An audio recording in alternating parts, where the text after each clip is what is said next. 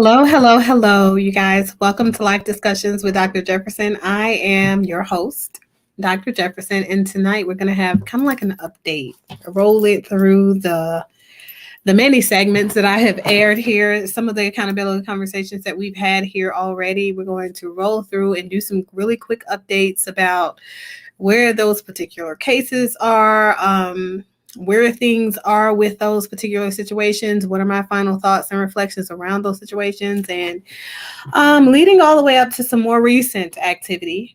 We're going to have those discussions today. So, as you guys know, if you are, and if you don't know, Life Discussions with Dr. Jefferson is an accountability channel where we have conversations about the issues that happen in America and abroad that affect melanated and Black community in America and abroad. And we have those conversations pretty much in depth. We have the difficult conversations, the elephants in the room, if you will, so that we can embrace the different things that we tend to turn a blind eye to simply because it's a little bit uncomfortable for us. So in particular, tonight, I'll be showing you guys some video content. You guys know I'm really huge about the whole horse's mouth kind of thing. So we'll be reviewing some content and some of the commentary that Brother Polight has for the internet and for the many various content creators out there. And I will also feature another content creator's video response that kind of goes hand in hand a bit, and it speaks to some of the things that Brother Polight mentioned in his rant. So without further ado, I'm just going to go ahead and jump into that.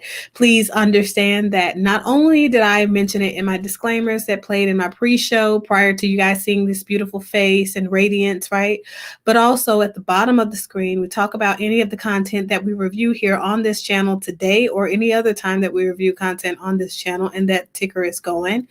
That content that we review here on this channel is used for educational purposes, elevational purposes, awareness purposes, if you will. But more than likely, we will be reviewing the commentary and the content, and we will be giving and rendering my own personal content and commentary as it relates to those videos and the topics. Okay. So let's jump into this. Let me know what you guys are thinking. Have been dropped. Let's start it off with this conversation right here. Again, I won't be talking about the case specifically for all the right reasons. I have legal counsel. They're going to do what they got to do. What we are going to talk about is cyber defamation really litigation. We are going to have a conversation about that. Make it easier for you guys to see. We are going to have a conversation about cyber defamation litigation. We are going to do that. And the reason why we're going to do this, because there's a lot of dishonest, wicked people out there. Dishonest. I've never seen nothing like this, where people literally prey on someone's demise. So I say it again. Both first-degree felony sexual assault charges have been eradicated. They're gone. Does this mean that there's no other fight? No, there's plenty of fight. They came up with new counts. Of course, nothing compared to those first-degree felonies, which is crazy, because that give you life or 30 years in prison early. You dig what I'm saying?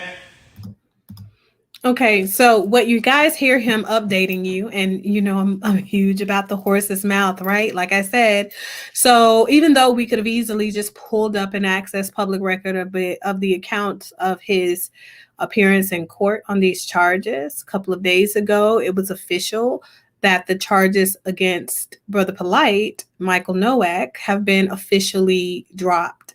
And they vacated those charges in pursuit of other charges because, of course, they didn't have what evidence they would have needed to pursue the case and win the case. Now, when I first brought you guys this particular topic of his issue in his drama when as it relates to his physical assault of the young lady. I think she was 14 years old in a hotel room, and the police report read that he allegedly assaulted her during her sleep after allegedly giving her some type of alcoholic beverages, whatever types of substances that then wooed her to sleep. And her account was, or I guess her mother's account is that he asked to take her to an after party, and she didn't want him to take her daughter to the after party, but somehow hours later ended up finding her daughter hotel room, saying that she was sexually assaulted, et cetera, et cetera. So all of these allegations were recovered from the police report filed. And the thing is, whatever allegations are out there, whatever the report states, is typically whatever the reportee has given to said police officers. Now, this particular incident was supposedly is something that happened, I think, in February. And in May, they started talking about pursuing charges potentially. And then he didn't even turn himself in because there was no official warrant or anything until like August. So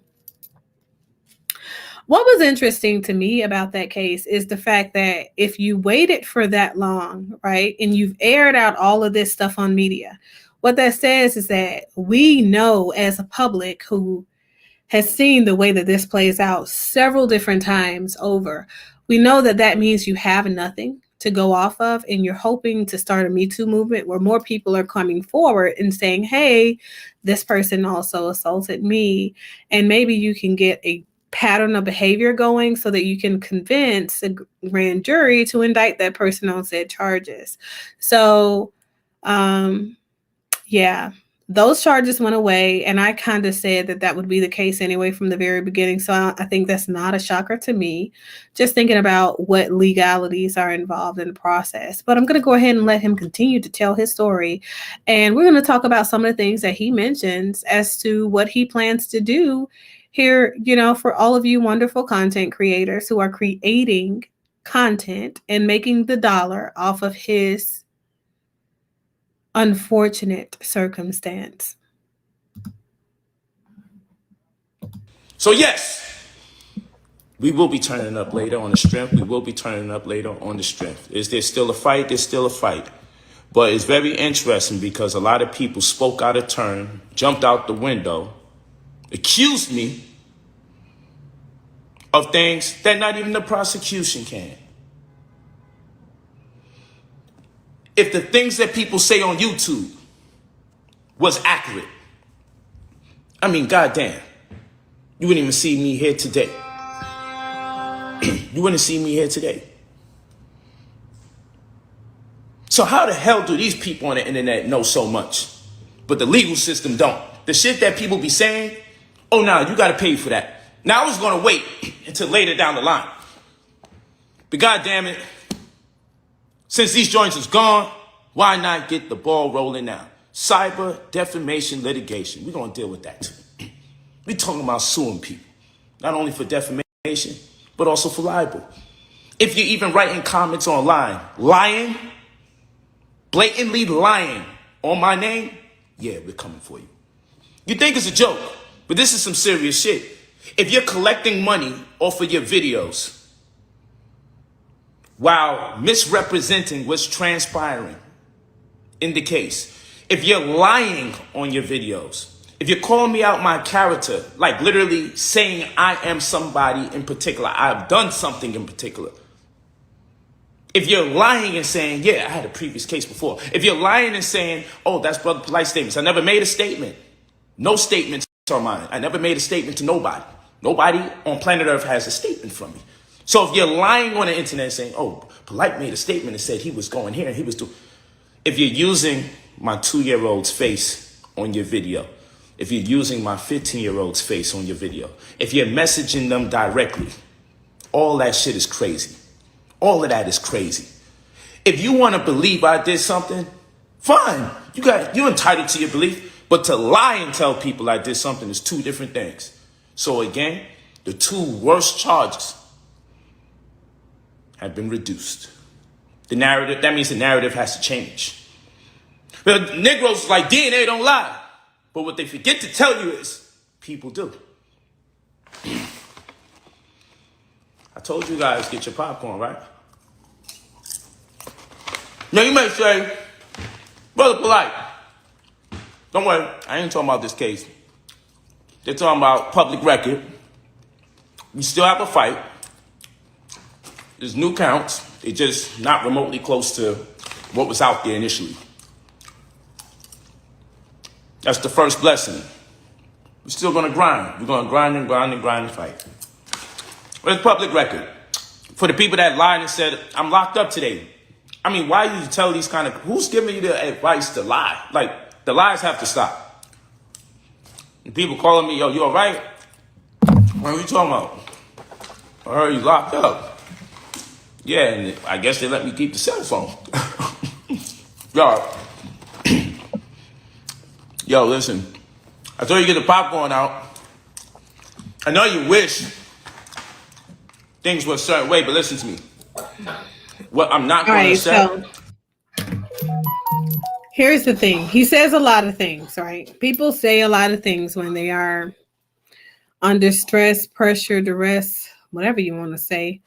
As a result of unfortunate series of events unveiling in his life, he has every right to go ahead and express what it is that he feels people are doing that wrong him. How are you? Let me see your transcript. How are you doing? But, you know, here is my thing. Okay, you're saying that people are lying on you. And people can't be lying on you if they're only sharing their perspectives. That's one. You talk about the litigation for defamation of character. So in order for someone to defame your character, they have to be putting out malicious lies or just misinformation maliciously. Let's put it like that, right? So what that means is that they're putting stuff out there that's not out there. Not they're talking about content that has already been made public record. So the charges have already been made public record, Michael.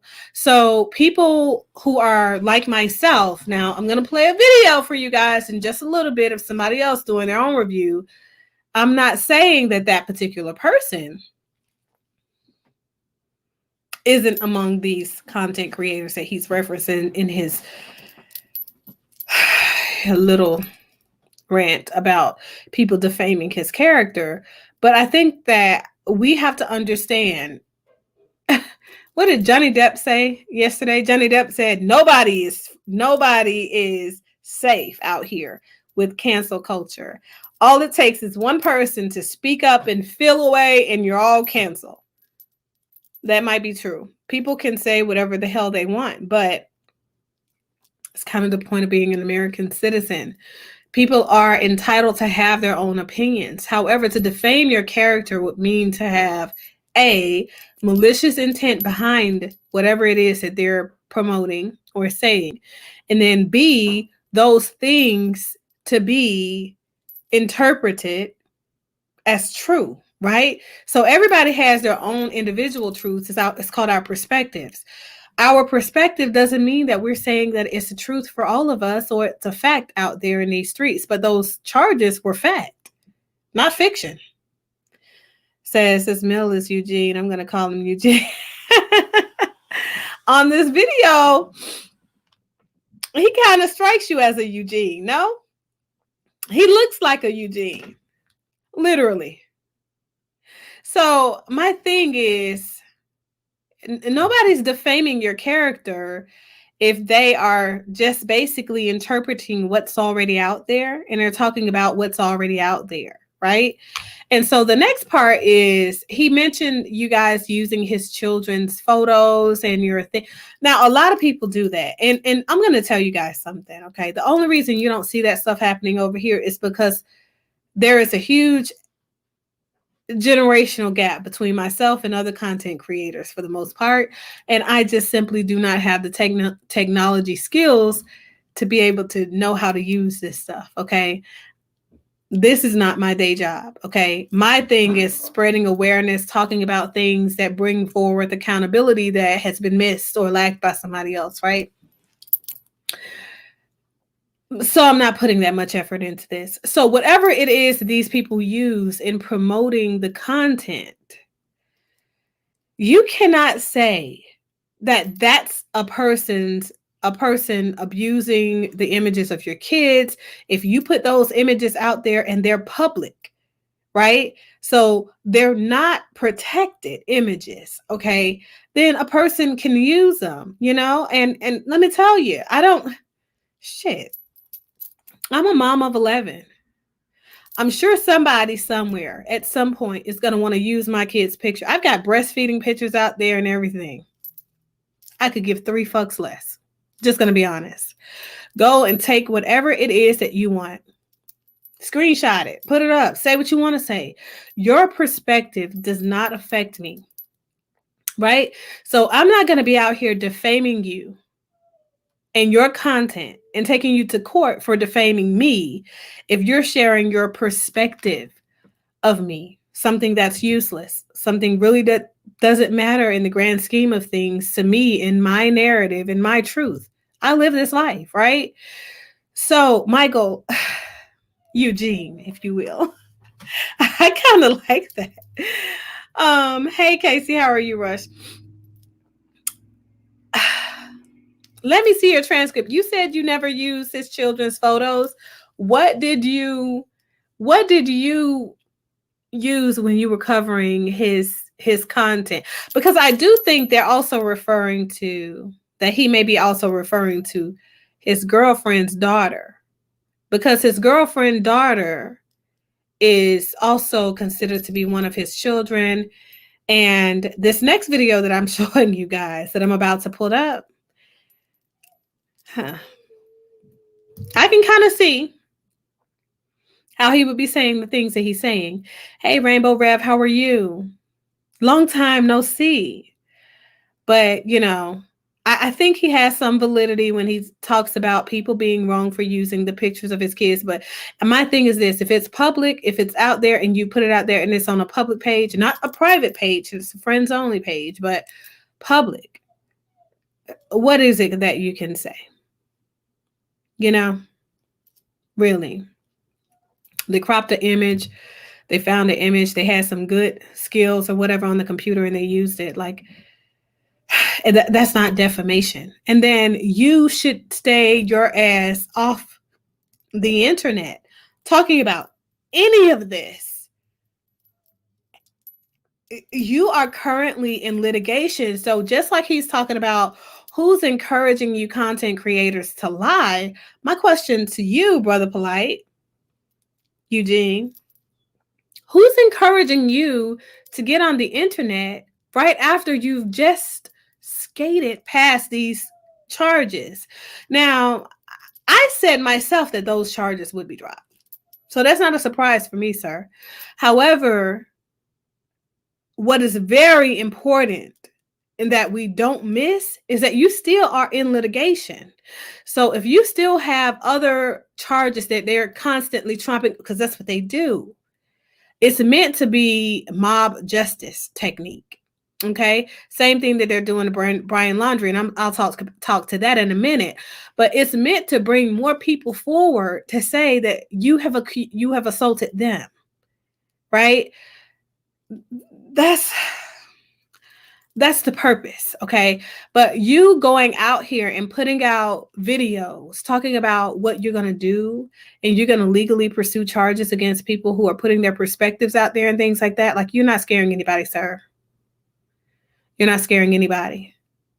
It's just like these tons of people who keep on flagging my videos as if a woman of my stature wouldn't be intelligent enough to know what she can and cannot legally use on these platforms. So you're just going to flag the video and I'm just going to combat it with a response that says, I have all of the necessary criteria to use the content and I'm still going to use it. So the same thing happens. You can take these people to court and waste your money in litigation because you feel like their perspectives or they're sharing their insight that they have from public sources, like your arrest records, is defamation, but it's not. They're only reporting on the things that are already made public information, unless you're going to fucking sue the courts for defamation of character. Right? So I just think it's common sense. Somebody take his phone, take all of his electronics, because I feel like what we're doing, if you listen to the further content he has to share right here and on this next video, you're going to lead to yourself being arrested again. You're going to give the police more on you than what they already have. Like, it's ridiculous. It's ridiculous. Just wait until I hit play again, okay? You think that's a mess. So always also put out videos showing him spending money because he got good news from his lawyers. Then a new video today showing people how to make money. Oh yeah, that's what I'm saying. Okay? But not just that. When I show you guys this next video, what I liked is that this particular content creator did filter through and skip through a lot of the madness of his rant that he had on this other video, which was neither here nor there, but I have that one as well uploaded to preview. But what I see is that this guy doesn't have the right type of people behind him to help him avoid being in litigation. And so, and you ever heard of just not saying anything, like remaining silent, not responding at all? No, not really. Yeah, because I actually, that's what it tells us. As you guys sending my 15-year-old messages, you could want me to be whoever you think that I am. You could say what you choose to say about me in your mind and with your reservations. But when you start reaching out to my 15-year-old, sending her some crazy ass messages, when you reaching out to my 2-year-old's Instagram and saying something so stupid, yo, all this has to be accounted for because it's getting too crazy. When you're posting my 2-year-old's picture and putting it in your thumbnail, why to does go your against me? Have an Instagram? Why are you involving my 2-year-old and my 15-year-old in your thumbnails and in your slander? There's been no convictions. There is no trial. What you accused me of just got thrown the fuck out. So I want to talk about that because you guys remember when I did that video on his turning himself in and the arrest charges, the arrest warrant coming out and all that good stuff. I talked about the legalities and the technicalities around that. When I said that he would walk, I didn't say that he didn't do whatever it is that was alleged that he did, which was sexual assault of the young lady. What I said is he would walk on the charges because there isn't sufficient evidence to pursue a case against him, because the burden of proof from the prosecution is to prove that this crime took place. So when it's a he say, she say situation and in a situation where there is any clout involved, right, as it relates to the particular charges, typically those types of charges are going to be dropped to a lesser charge, and a lesser charge unless they go out with this whole mob justice technique and make it a public thing, leak it to the media to get more people to come forward, and people actually do come forward and want to testify against him. So the thing is, you're dealing with a whole series of people, a Black community that we just don't believe in doing that to people. Okay, we don't believe it. Black community, we believe in whatever happens in this house stays in this house. Hello, white prosecutors, wake up. So that's the first thing that's against you in these particular cases. You think that the Bill Cosby that was really pursued by mostly white women, and you think that the R. Kelly situation that was went away the very first time, but came back on this end with you guys just finding and fishing for shit, and you still are in it now. Like it wasn't going to work. He's not a Harvey Weinstein. He isn't. Okay, he's a big mouth black man. That obviously, let's look at the facts, Michael Eugene. Okay. You have been sued several times. You have cases in litigation in different places, New York, Chicago, Miami, people that have filed and pursued cases against him when it relates to fraud. Okay. So several attempts to sue him and several different cases that are still right now ongoing, from people who are suing him actively for defrauding them, for taking their money. That's what's going on. Right. Why do you have a 2-year-old with an Instagram? And then here's the biggest thing right here. If you put your 2-year-old on Instagram, an Instagram page for them, for you to make money or whatever you're doing it for, then you can't go back and sue those people that are using those images that are on a public platform.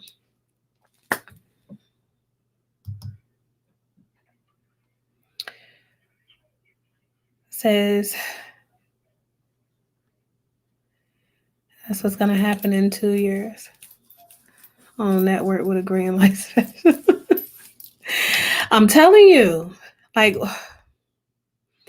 it's just this guy, to me, he doesn't make a lot of sense. And then you specifically spell it out for these content creators so that they're alleviated by your threats. So I'm going to let him continue to talk, because he's like, well, if you're out there lying intentionally, you're out there lying. They can't be lying. Obviously, your lawyer has told you what defamation is, and you felt the need to share it with the rest of us, but we already know what that is. And the thing about YouTube streets, nobody has to lie on you. All they have to do is add their perspective and look at what's already there. We can see the charges, police reports. You guys got to pay. And guess what? If you don't have the money, when it comes time for lawsuits, guess what? Guess what? Suing people ain't all about getting the money. You know what it's about? You won't be able to use your bank account no more. You're going to have to reduce yourself to only getting Western Unions and MoneyGrams and money under the table. You won't be able to get a house in your name, a car in your name, bank wire. That's actually pretty popular right now. Oh, yeah. Because every time you get some bread, it has to be deferred to me in some shape, form, or fashion. Cyber defamation litigation. And if you ever wrote a comment or titled your video a certain way, and it was misinformation about me, you're liable. You're going to be sued for libel. Listen, I don't care if you delete your video. Some people already started deleting videos. Keep them up there. This is interesting. Wait for it. Keep them up there. Because all we're going to do is subpoena YouTube to give us the recordation of the videos, because I got another legal team, a different legal team. All they do is download videos, get the time markers where incorrect statements are being made, where people literally lie, literally just lie. All they do is get the time marker, download the video, and take a screenshot of the videos as they go up. Every day people do videos. Every day my people watch everyone from the front to the back. Time marker each lie. They look in the comment section, screenshot who's saying lies. I put $100,000 up to the side just so I could be petty. Y'all think I'm joking too. I bet y'all think I'm joking. And I don't give a damn what your excuses are. Oh, you see, charges are being reduced because he's Illuminati, or he made right with the humiliation ritual with the Illuminati, or what's that other stuff y'all say? He's an agent. Yo, I don't care how upset you are that things are working in my favor. You lie on me, we got to deal with that. You're going to get this work. Right. What you're going to get this work. They're not doing a good job. You're going to get this work. Yo, so listen, this is not a opportunity for me to tell you stop doing the lying stuff. If you've done it already, it's already a wrap for you. I can almost guarantee it. By all means, if you want to continue to lie, do your thing. But what I'm telling you is this conversation is about cyber defamation, litigation, amongst many things. Also being sued for libel is another thing. If you've been collecting money while lying on me, you've been collecting money and soliciting lies about me. YouTube AdSense, if you've been getting coins and lying on me, that's a whole nother type of lawsuit action. That's another form of litigation. And all I'm saying, this is really update for the people that follow me, so the here's people that the hate thing. me. Because I feel like what are you doing here? You hate me. Why are you even watching this? This is for my people that support me. I feel like what happened is that he had a really good conversation with his legal team, and they were like, well, you know, if there are any lies out there as it relates to the charges, now that we've gotten these charges dismissed, and, you know, anybody posts that you had to go to jail after these charges came about, blah, blah, blah, we're going to make sure that those people go down, and we're going to take them to court for social media litigation. We're going to litigate those cases to the maximum, you know, extent of the law. We're going to do that. We're going to do that for you. And by the way, it's not a separate legal team. It should be a special investigative team for your said legal team. You shouldn't have conflicting legal representation, sir. I don't know what you do have. I can only advise you as to best practices. That's it. But let me let him go ahead and continue with his rant, because it seems that he's kind of on a roll now, you guys. Let's listen. So the update is for them and to let them know how I'm moving forward. Hey, Kel. Because you guys look like you won the Super Bowl when you heard something negative about me. Hey, Black Anonymous. He's Real about talk. to say some real shit right now, though. And when you see me keep my composure, let me highlight him. And you say, yo, this guy, why you not talking about it? Why you not saying innocent or guilty? Why you not saying nothing about it? Because this is not about petitioning before the world or the court of public opinion. This is real life. This is not YouTube or Instagram. This is real life. So things have to be done and actions have to be made accordingly, which is why I will not say nothing specifically about the case. But to see these videos, to take the time out for my team, my other legal team, not that legal team, to take the time out to look and see what my people are working with. I didn't know it was that much damn videos. Right. People use my name for all sorts of stuff. And I mean, I see they're drunk with attention, because when you look through it, you say, oh shit, okay. They never was getting no views. When they started getting views, they couldn't stop putting my name in every video. 10, 15 videos straight. These people are crazy.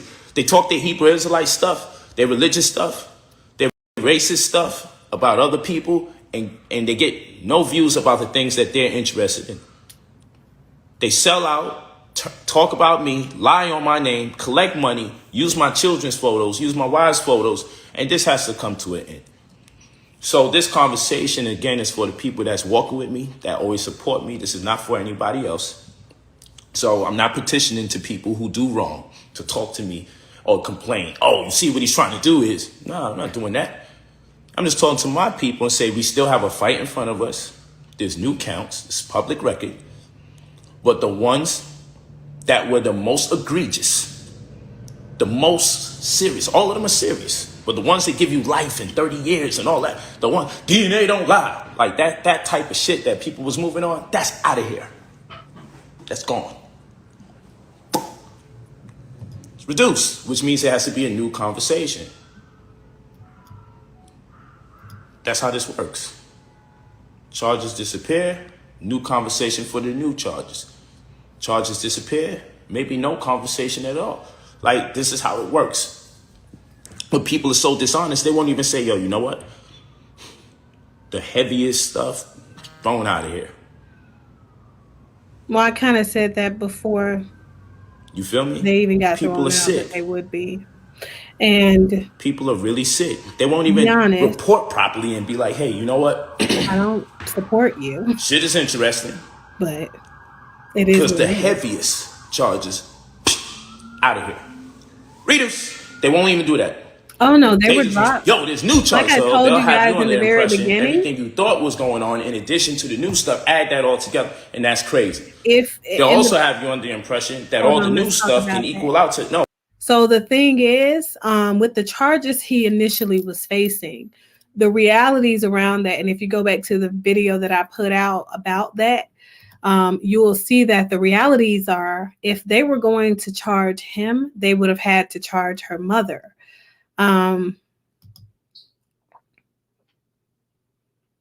That's the thing. So, because one would ask, why is it that you didn't report your daughter missing immediately?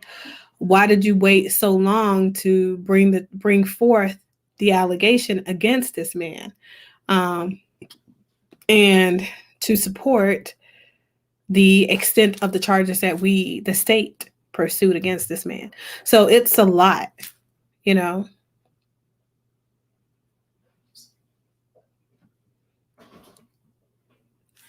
Oh, you know what? I've seen maybe one or two of her videos, but I haven't seen her review on this one. If you have it, you can send it to me, or I'll go back and I'll review it probably after this. But that's the thing, you know, depending on what the charges are, you cannot.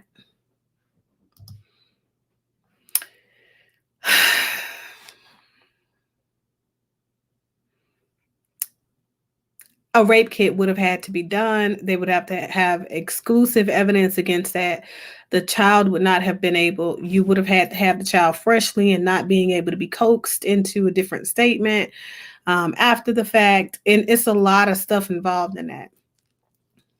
A lot. So when originally we talked about this, I already knew that there would be lesser charges, but that's also the reason in having the lesser charges already packed in and kind of on the back burner, because you know that the higher charges are going to be dismissed if you don't get that whole mob justice thing going by way of making it a media thing, right? A public frenzy, Me Too movement, everybody else coming forward. Oh, by the way, he assaulted my daughter too. Yeah, he assaulted me 5 years ago. Yeah, he assaulted me last year. Oh yeah, he had sex with me and I was only 17. I was going to be 18 the next week, but I was 17. You know, these types of things. So you can't get a grand jury to indict a person without enough evidence already kind of just cut and dry and out there, because you have to realize that the prosecution works for the state. How much money do you think they have?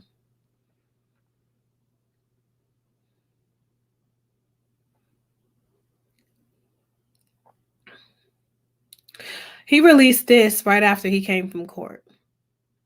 Pretty sure that they were very, very clear with him about the direction that they were going in.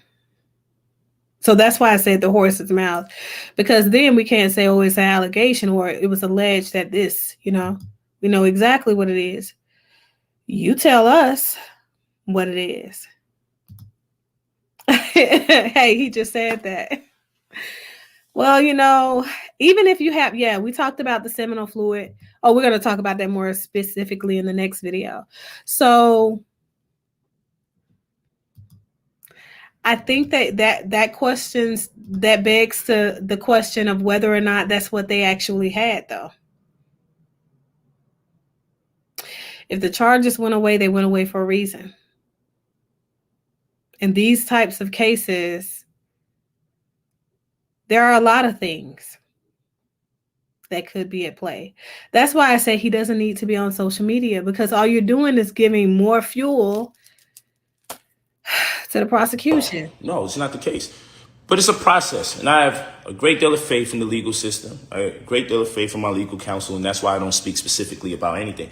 But in terms of cyber defamation litigation, this is very serious, and this I will speak about in more elaborate detail in some weeks to come, because we're going to make some examples out of people. We already have somebody being investigated by the Exactly. But FBI. let me tell you something about the R. Kelly situation. That's why they're Oh yeah, pursuing that's true. racketeering Not to be charges versus confused the actual assault charges with a towards sister him. who's also being Because investigated by the racketeering doesn't FBI, have that who be bothering me too. um, That's two separate situations, but very similar. specific amount of Yeah, years in the which, things that people do the case can be prosecuted in to already get run views, out the in things both that people particular do cases. to And if make they can money. say that When he's a making part of a money criminal off of gossip becomes your paradigm, livelihood, right, you the whole become thing greedy, happening, and there'll be no end to your then means they can get him on all of those of lesser charges as well, because that's maintaining the a part same of the momentum for criminal the sake of establishing the activity same that's type going of on in income that on a month-to-month particular basis. cult, It's disgusting. one would say. If you make money because you're creative, if you make money because you have a talent, you're safe. But if you make money just talking about other people, and it's even more nasty when the men do it. You have grown men sitting here like, hey, no one cares about what I have to offer. So what I'm gonna do from here on, I'm gonna call myself reporting on this case so I can get my views Right. on. But where? And if I In the have to, victim. I'm gonna tell lies. By all means, I'm not asking none of you to stop telling lies. I'm not even asking y'all to stop using my children's There you go. photos. Rush is on to You something. guys are grown adults. You care Rush so much about don't be children, but you're putting that taking out my there. children and posting them. You care about children, but you're sending my children messages. You grown adults sending my children some very inappropriate messages But see, in the that's name what of you you're gotta angry with understand. me, That's the adult. the angle, even So even you're if going it's to not the case. attempt to So the bother thing that's my children. important, But it's okay, because all of this is on. the thing that is important is that you have to remember, like, the only thing that matters in court is what you can prove in court. Now, he may have done all these things. He could have, okay? However, what you can prove in court is very different than what may be factual. So, where they found the seminal fluid, right, has a lot to do with how they prosecute or do not prosecute the case. The judge cannot entertain a case where the evidence does not match the charges. So, there, and we're going to talk about that as we talk about this Brian Launderie stuff as well, but it's the same for all of them. Somebody needs to take his phone, Black Anonymous. Oh, I agree. I agree. But when we're talking about legally charging him, prosecuting him in court for any type of crime, there are a lot of levels that go with that. Very much similar to what Casey was saying. Given the fact that there was a personal relationship between the mother and him, and there was a period of time where he elected not to take the mother to this after party, according to the police report, the information the mother gave to the police, right? There could possibly be motive for the mother to make a false report. Okay, I'm not saying that. I don't want anybody to take this video out of context and go out here and put that on. Do your own fucking legal work. But any good prosecutor, half-baited prosecutor, would have certain things in their back pocket in order just to keep the charges alive. Just so they know what's possible up there on the defense's side. So, but I wanted to play that part of this one, and now I'm going to play this one, okay? Welcome. I am your host, Tanya TKO, and I am a self-love specialist from TanyaTKO.com. I hope you learn how to love yourselves and one another. On this channel, we use viral video topics as teachable moments for what self-love or self-abuse may look like in your own life. And today we have a plethora of different videos. We were just backstage taking a vote to see. So it's being reported that the story that we were reporting first, I found the comments very interesting on this that video. the mother and the 14-year-old were having problems, so he went to talk to. What's being reported by the mother is that her and her daughter never had any problems. She never let the daughter out of her sight. That they were supposed to. And I want to make sure I clarify this part, okay? The thing is this. She is the type of content creator that his legal team is referring to. I want you to listen to everything that she says out of her mouth on this show. Okay? Everything. Says when the W special comes out, it's gonna be all about poly lifestyle and how they recruit these girls to marry. Now, I'm not saying that doesn't happen, because it does. Like when I ran the story even here, I talked to you guys about my experience, having experienced a guy that approached me to be another wife for him, and his third wife was one that was preyed on, and she had no idea, but she became their wife. His first wife and her became a pair for him when the girl was like 15 or 16 or something like that. You know, and Gloria says, love yourself in the back of the bus where the driver can't see you.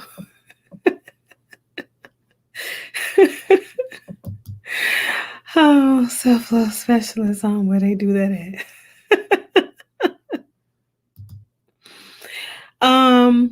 Well, I think what Tanya TKO, to my knowledge, is, she wanted to push her agenda because she didn't meet the criteria to become a therapist. And so she kind of sought to do this other means of things, but some people go to school, they get a bachelor's in psychology and sometimes take it to the next level and then still study psychology, but don't realize that that's not the track for licensure. I mentor people all the time about it, but it is what it is. If you don't have the right academic counselor, if you don't have the right people in your life, you get steered off the course. And then once it's too late, you've already spent a whole bunch of money or got a whole lot of debt and student loans. And now it's too late for you to go back and actually pursue the track in which you need in order for you to become what it is that you want to become. And you become Tanya TKO in lieu of that. So it is what it is. I don't have a lot of thoughts about her, but she is annoying, to say the least. She needs a therapist, a competent therapist for sure. And Tanya TKO, you are more than welcome to come for me. But I'm just putting it out there. It is what it is. There are several of her videos, whether you're using them and you're trying to be an entertainer or not, that say a lot about the type of trauma that she has, the amount of personal agenda she has against Black men, all of that. But still, here it is, another Black man, and you are making it your business to say all of these things about him that may be your personal perspective, but making them true. Some of the things that you guys are going to hear in just a moment when I hit play are the things that he's talking about when he's talking about defamation of character. Now, there are a lot of things that we can report on. We can report on everything that is out there that is a part of public record, and we can say exactly what it is. But when it comes to the character of a person that is equally in the limelight or whatever, and you say things like they are a part of the Illuminati, right? When you say things like they're devil worshipers, even just going to give you guys some really easy references. When you say things like they're, what is the other one? What did she call him? God, she's going to say it here. Oh, a part of the super conscious community, and he's been a part of the super conscious community, and they are a cult and things like that. When you start saying that, you can reference the activity that you're observing as cult-like, right? But what you can't say is that he is indeed a part of a cult unless you have like tangible proof, rock hard, solid proof, right? that's what this person is doing. And so you have to be careful when you're treading these internet streets, because that is exactly where Tasha K found herself when Cardi B beat her in that lawsuit for defamation of character. I don't know if you guys are paying attention, but I was saying that then. Like, these are not new things, right? America is a very free country. You can say a person is ugly even, right? Oh, that person's so ugly, or ill, they're this or that, whatever. You can say whatever you want about them. That's your personal opinion of them. But when you start putting things out there and the facts are not adding up about what you're putting out there,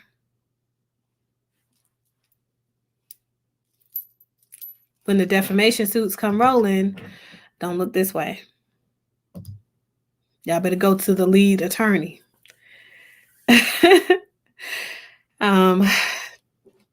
You know, I'm just going off of the fact that he has a penis. I'm just going to be honest. Mr. Brooks, I don't think that she does tarot readings. I've never seen her do any. I've seen another lady do them though. But not her. She just does a lot of stuff. She does a lot of. You're about to see what she does well. You sound like calling her names, but witches are real. She's something.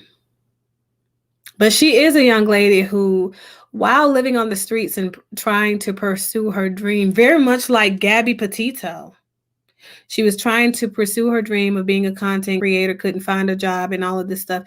And for whatever reason, she's quite proud that she's never had a job. I've never heard of it in my life. Like, the sense of entitlement is that did it for me. But I was one of the people who donated to her during the time that she was on the road, because I felt sorry for her, because she was disheveled looking and there was a lot of things, you know.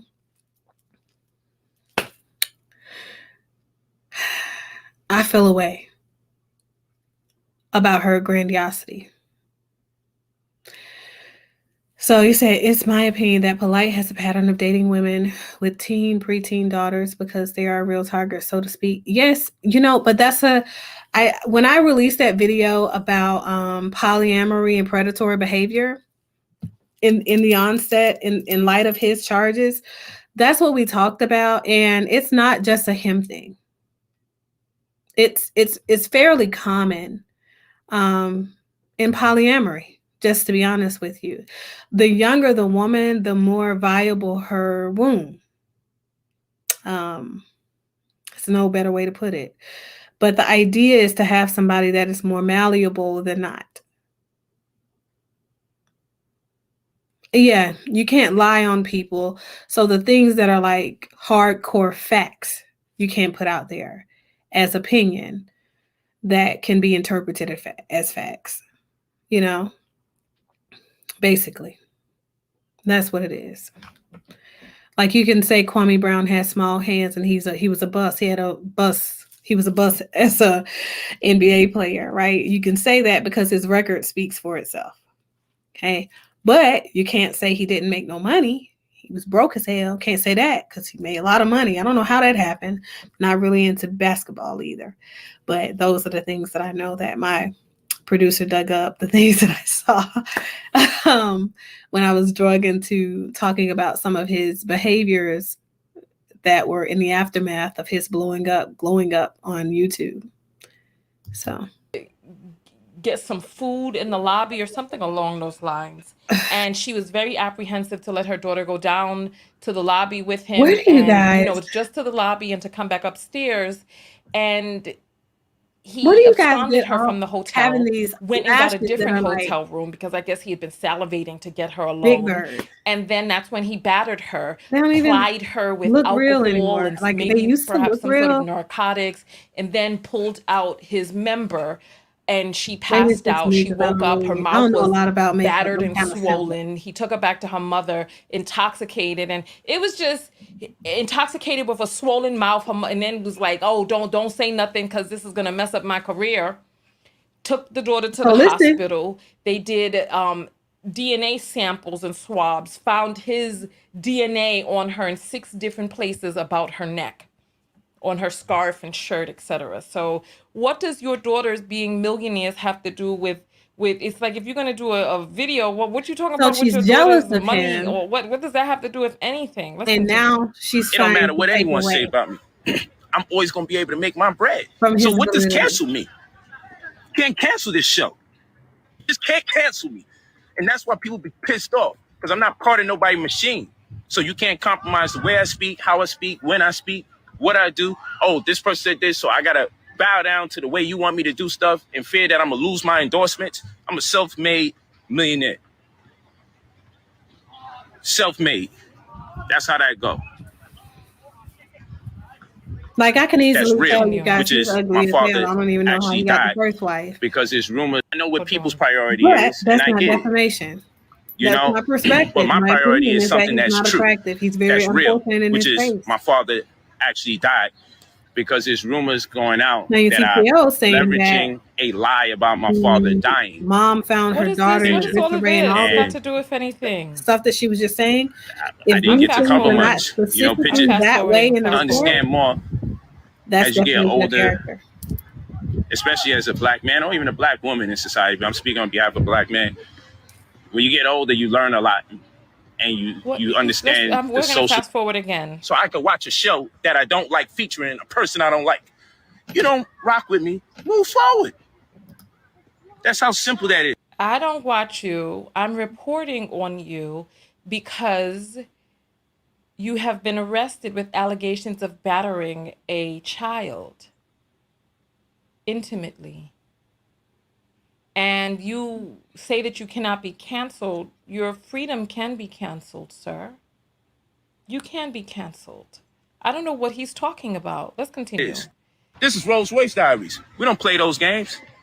What is... Come on, you ain't canceling this season. You're not canceling this. 4 figures for that. Agree. Come on, $5,000 bag. Now, come on. And don't never mind the money in the bag. Rolls Royce Diaries. This is who people were giving their money to? Him? This human right here? Wow. This is unbelievable. So he has a Rolls Royce, so he says, and he feels that, you know what? This is why I'm so glad that we live in a land of laws. You can be canceled. Just listen. When those legal fees start getting down on your ASS, sir, listen, let's continue. That's what this show is. Any of you that follow me know I do Rolls Royce Diaries. This is when I build and I kick it with the family about things that I feel the family need to be able to connect with, evaluate, interest, let's continue. And into this year. Like, damn, you know what? I could die right now because I accomplished everything I wanted to accomplish. I got to be with the women I ever wanted to be with. I got the vehicles I ever wanted, you know, all the toys. Most importantly, I set up. You know what? You know. What, Tanya? That child has a father. That child has a mother. And this guy is rolling around like he's on some rampage. All right. You go around messing with people offspring and see. Get upon the right person and see. Let's continue. Wealth stewardship. I employed wealth stewardship to the point that I know if I'm not here, my work ethic. Now, I agree. He doesn't sound remorseful, but does he have to sound remorseful for something that he's already been exonerated for? No, he doesn't. Because whether he did this or not, the court couldn't prove that he did it. And once he's exonerated of the charges that have been brought against him, they can't bring them back up thanks to double jeopardy. Lucky son of a bitch, right? But the thing is, he's not talking about that case here in that video. So it's not deflective of his charges being dropped or not, right? This video that she's commenting on right now is about cancel culture. He, like everybody else, is not blind and realizes that everybody has put a lot of cancel Brother Polights out there. Have you guys seen it? Have you guys done one? Probably so. We've all talked about it. So what he's responding to is the vast coverage of people out there saying cancel Brother Polight. He's trying to get all of that shit off his chest now because he couldn't say anything then because he was still, the charges were still pending. So now they're no longer pending. No, he's been exonerated. He's been exonerated of the capital charges. So those federal assault charges. So the Fed charges are the ones that carried the life sentence, 25 plus. Those two major charges have been dropped, dismissed, if you will, vacated by the prosecution because they didn't have sufficient evidence to pursue those charges in court before a jury. And so the thing is, we just have to we have to call a thing. Negative social norms in our community that say no snitching will keep him free. I agree with that. That I agree with, because I know why they, leaked it to the media when they did.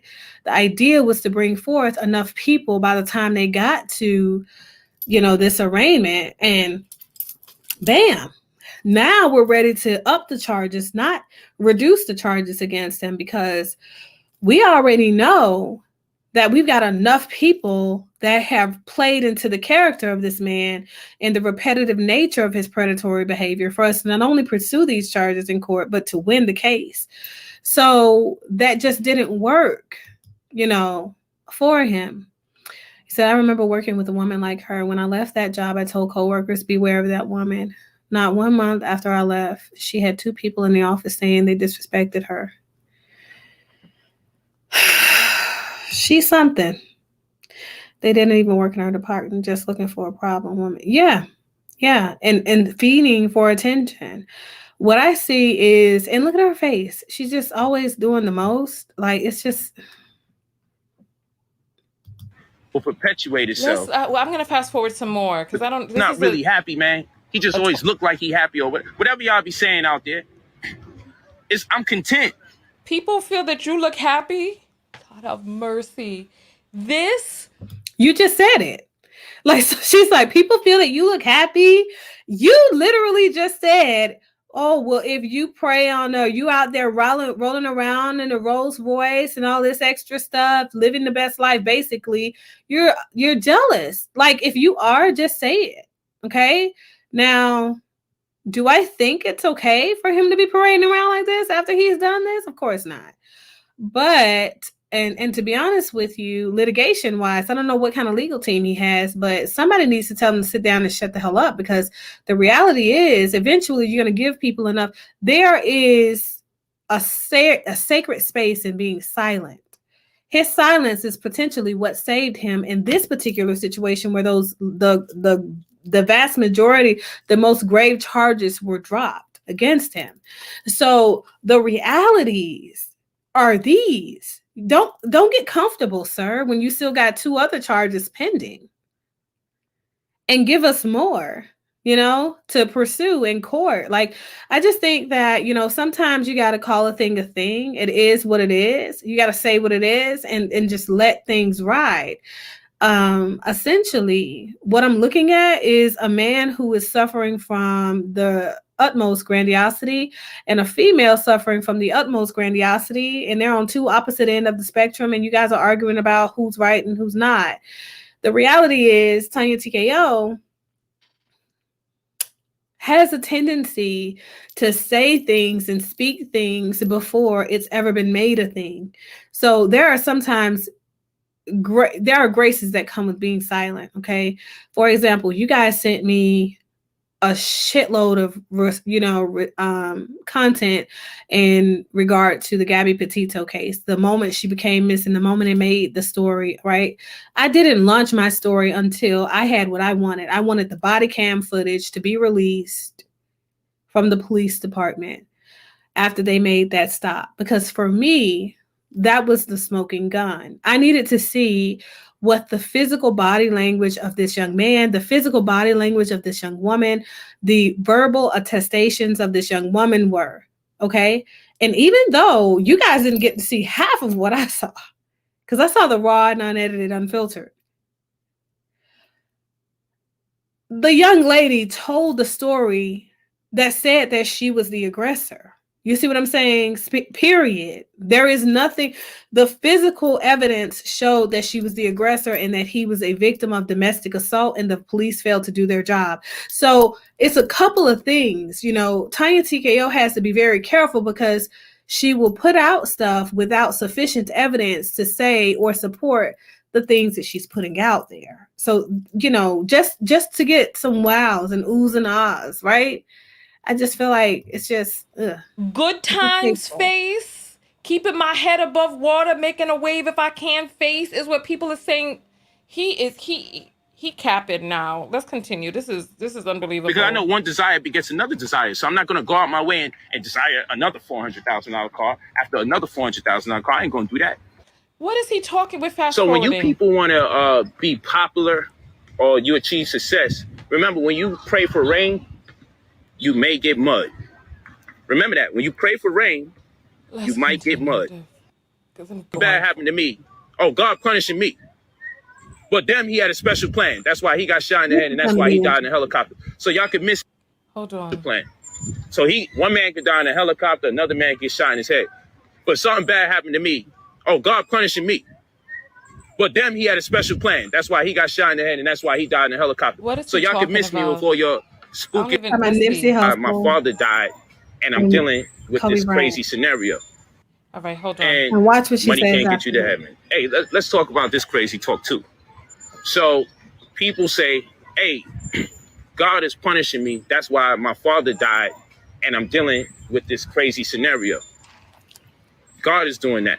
So when Nipsey got shot in his head, that was God's plan because he got something special going for him. I didn't say that. That's what people say. His family say this. When Kobe Bryant died in a helicopter. Wasn't Kobe also accused of assault? The fire didn't.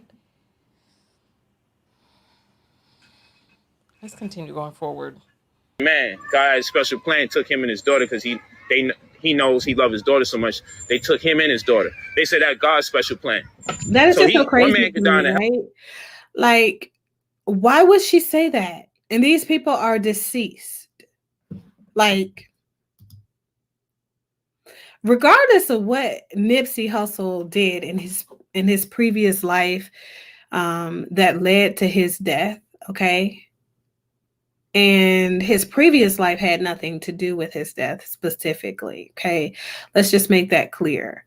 But regardless of what he did in his time previously, at the time of his death, given the fact that so many Black people are conscious and worship a forgiving and benevolent God, right? If he's repented and he's giving back now because he's in a different space now, what are you saying? That it's okay for some kids to come up and shoot him in the head in a community that he's currently still giving back to?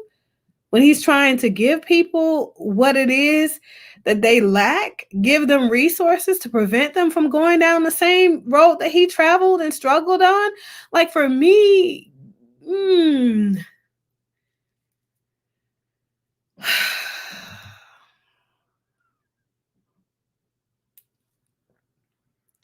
to call a thing and say that a person has done a thing in their life that was wrong and they have not acknowledged that thing, and by not acknowledging that thing, they continue to move through life without any type of accountability, right? And to call them back to it, I'm okay with that, all right? Now, to say, for example, Kobe Bryant, yes, he was accused of sexual assault.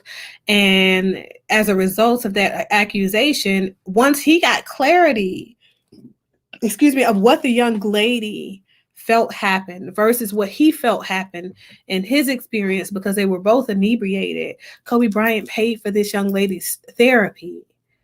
He also made sure that he made amends that were acceptable to that young lady. So I'm not saying that money erases trauma. What I'm saying is therapy heals trauma. And that is what he figured would help the situation. But he also gave her financial settlement in order for her to be where she needed to be as she pursued that particular case. So for you to say, when I talk about defamation of character, this is what I'm talking about.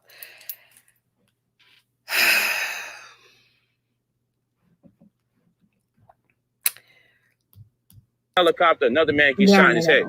But something bad happened to me. Oh, God punishing me. But them, he had a special plan. That's why he got shot in the head, and that's why he died in the helicopter. Right, so y'all can miss me before your spookiest. Maybe the special plan is for the girl and her getting justice. Maybe that's the special plan. Let's continue. Just as some speculations about God. His energy is just and not so for me. I did this live stream not for the detractors. I have nothing to prove to the people that's talking crazy. I did this live stream for my good brothers and sisters who automatically is like, yo, I'm rocking with you. I love you. I don't give a damn. This, that, and the third. I just want you all to understand that if there's any legal issue that I'm dealing with, it doesn't behoove me to speak on it at this hour because I have a defense team, plural. Probably the best in the goddamn country, may I add. But I have a defense team that I would be circumventing or undermining their ability to render the services that they are obligated to fulfill on my behalf by speaking. So I know in the world of YouTube court, yo, if something happened, just talk about it. But in the legal world, it don't work like that. In the legal world, when you got a legal defense team and things have been said, let's pause this video right here. I'm going to check some apples. I'm going to take a quick little break. I got to get his energy off of me real quick. Listen. Text notification squad, come forward and get ready to throw your 10s up. As a matter of fact, go ahead and throw your 10s up if you're a part of the text notification squad. Go ahead and tag a friend, tag a loved one. I believe that this video is very important that we're going to be discussing today. So tag. Like it was something that I had to do. Because one, like I told you, both my sisters went through the same thing I went through. And both of my older sisters. Do you mind sharing? I don't know nothing. Sharing what? Okay, well, both of my sisters have been molested. By who? By Malachi York. By Pops, Barbara, you know, Esau, Mom Esau, whatever. You know, he has sex with them. And they was. At what ages? At what ages? I mean, you know, if you want to get the accurate number, you can ask them. Around what age? You know, I mean, 13, 14, 7, 8. You know, and I will only speak for myself as far as the personal thing that I've been through. Of course, you. And as far as if you know, and I don't want to get graphic. One, you know, okay, I'm a dude. I'm not gonna be walking around saying that I've been molested. This, and that happened. As a man, you don't want to be going around saying that. Yeah. You know what I'm saying? So when in my situation or the way I grew up, I was ready to move on. I left in 2001. I was ready to just live my life, move on, whatever. You know what I'm saying? The people started doing the investigations and stuff. The FBI started doing the investigations, started trying to get statements from people. Both my sisters went ahead and gave their statements. Yeah. I still had nothing to do with it. No statement, no nothing. When I realized, okay, they're about to go to court. You know, and I went through the same thing that they went through. Like, I'm my mother's only son. You know what I'm saying? So I'm the man of the family. You know what I'm saying? My sisters were going to stand up for themselves, and I'm, you know what I'm saying? So I was like, okay, well, and then that's when I gave my statement, and that's when I decided that, you know, that I was gonna go ahead and do it. Nobody wants to see they family go get locked away. So I really understand how hard it is for people that's deeply involved in it also. And people gotta understand, I was born and raised in it too. So I understand from inside out also what it feels like not to have this person around still giving leadership. You know, so it's not no stranger, no random person that's saying, oh, this happened. I mean, this stuff, like, I was 7 years old. You know what I'm saying? I was upstate New York. After Brooklyn, you know, I was upstate New York when he first, you know, touched me or whatever, in molested, you know. And so from 7 to 14, 7 years that I went through this, you know what I'm saying? And that's my story. Would you say there's been over 20 children molested by Dr. York? I would say so. I mean, I would say that it was, you know, if I could confirm people that I could strongly confirm, it would be about 15 or 20 people. Obviously, if over 15 to 20 children were being molested, see, we I have mean, to that's- now say, I want you, okay, so listen, this is about to get hairy. If you're triggered by this type of thing, you can turn down the volume, and when you see this video off and you know what, I will pause it again and let you know when it's over, or when this video is off the screen, or you can just jump out of the video and come back, because it's about to get very grotesque right now, because he's about to start blaming children. This man said,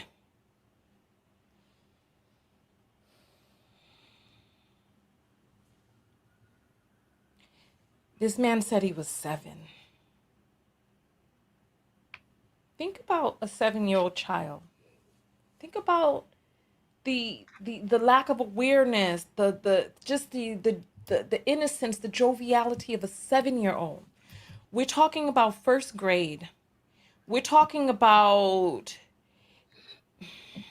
with the big book bag on, and going to their classes and learning how to just write straight. 7 years old. 7. Groomed in a world where this man stated that he was sent here with knowledge from some other planet in some alternate universe. So this man with this celestial knowledge, who have helped so many, who was doing so much in the community that people looked up to, took advantage of his position and hurt children. I want you to listen and pay attention, because when I titled this video that this dude Polight is behaving as guilty people do, I want you to pay attention and see how he treats this person who is alleging that when he was a child that he was hurt. All right? Let's take a look at that. Let's take a look. So go out and come back in if this is, listen, protect your peace, because I know that there are things that are triggering for people. So protect your peace. Let's continue going forward. hey, how come the adults wasn't saying nothing? Shouldn't they be locked up with All Dr. right. Young? So now he's going to We have to now say, he's going to give a false equivalence and talk about why aren't the adults locked up? Why didn't the children say anything if something was really happening? All these people. Now he's saying that the parents should be locked up. Let's listen. Let's listen. Should they not? Obviously, if over 15 to 20 children were being molested, we have to now say, how come the adults wasn't saying nothing? Shouldn't they be locked up with Dr. Young too? How come they're free to testify about it? You understand the adults were separated from their children. So you had the girls in one house, the boys in one house, the women in one place, the brothers in one place. Everybody was separated. So it wasn't no house. Listen to how the man set the place up. So I like the fact that he clarified that, because here's my thing: even in the aftermath of these situations now, from their parents, let me to separate the men from her annoying ass voice.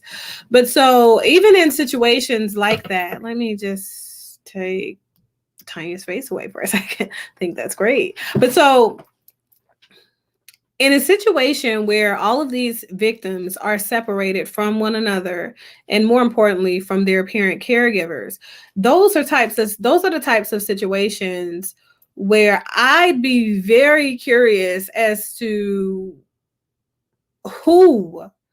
what type of parent would give the authority to separate them from their children, right? And what type of mindset is this particular community? Because you cannot protect your children if you're not around your children in the capacity that you're supposed to be as a parent caregiver, right? So that's my first thing. And the second thing is, even if your parents are influenced by Dr. York and his rhetoric that says that he is a divine celestial being or whatever it is that he's saying, at what point do we not hold people accountable for the innocence of young people under their care, right? So I don't personally have any agendas, and I don't personally know Dr. York, right? The first time I've ever heard of him is when a colleague of mine asked me for some verification about a particular course or something that was running, and I saw his name on it, to be honest with you, and that was earlier this evening. know nothing about the guy. But what I can tell you is, if indeed this is the type of setup that that particular person was running, Dr. York, that there it says it screams predatory behavior. Any parent with any basic knowledge or know-how, or I'm going to be honest about Black culture. Black culture for years have perpetuated a cycle of abusing young people, children, by adults. Children are abused at the hands of adults so frequently that it became a part of our culture. And that's actually what led to the "what happens in this house stays in this house" commentary that is held on to the way that we behave with law enforcement and other people outside of our homes, other people outside of our community in general. So if you were a person who saw what that looked like, even if you were not a victim yourself, if you've known that people do this, regardless of how much you grow to trust the person, you would know that, and that trust could be indicative of the potential for harm to come to your children who are silent, who can't speak for themselves when these types of things are happening, right? So for me, okay, it's the lack of accountability on the parents' part. So I wholeheartedly agree that when children are hurt in that capacity, they should be arrested. Because the parents are the people who are supposed to be protecting those kids from predators. And you're the person that is a conduit to exposing them to those predators and giving access to them. So yeah, but when you put this stuff out here like this, right? And you start talking about Brother Polight and his response to the young man and the way that he handled this interview, and you don't know for sure that he was demeaning the man or dethroning him. Maybe he was just doing a comprehensive interview. I don't know, right? Plays the defamation of character. Just going to say. You don't have to agree with the guy, but women so that he could have access to this precious commodity. Listen, you know, people who have this type of sickness are very cunning. They're very cunning. They know how to be in the space that they need to be to get their supply. What is their supply? Children. So they get these jobs at places that they know that children are going to be. They set themselves up to be very charming and trustworthy. The reason why people trust their children with these people is not because they're walking around like... Exactly. You just ask questions. They're walking around Same like... questions I would have been asking, because I believe in thorough interviews. I don't want to speculate. I don't want to assume anything. When I have a horse right here, I intend to get compound so that the children were on their own. The parents were separated from the children. So he created the environment rife for his abuse. No, we're watching it. She's sharing with it. Family, and then you could recognize when your child is gone. You mean to tell the world that none of these children had enough sense in their mind to go tell their parent that this isn't right? I've been touched sexually. Listen, you hear how he's positing it, right? I'll rewind that for you. You mean to tell me none of these children had enough sense? What sense is a 7-year-old going to have? Why is he positing it as, and look at the look on the face of the man who he's talking to, who is disclosing that he had been hurt by this man. Look at his face. I want you to see his face as he's saying this. Look at his face. How do you continue talking to a person who posits that you didn't have enough sense to come forward as a 7-year-old child? A person who is in the presence of a man who is... It's not a bad thing to not have enough sense to go to an adult. It's actually a good thing to point that out. Let me tell you why. Sense, right, or what we call common sense, is not so common unless the culture in which that child is cultivated within exposes a child to that repeatedly So they know that this is what we do in these particular types of instances.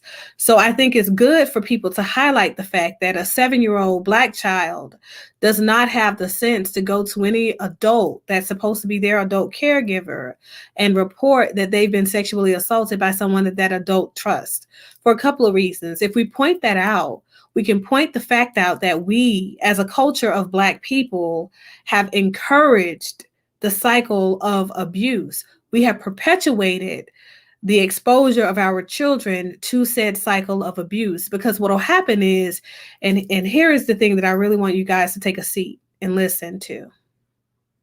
What happens is hurt people, but they don't hurt people unless they don't know that they're hurting people.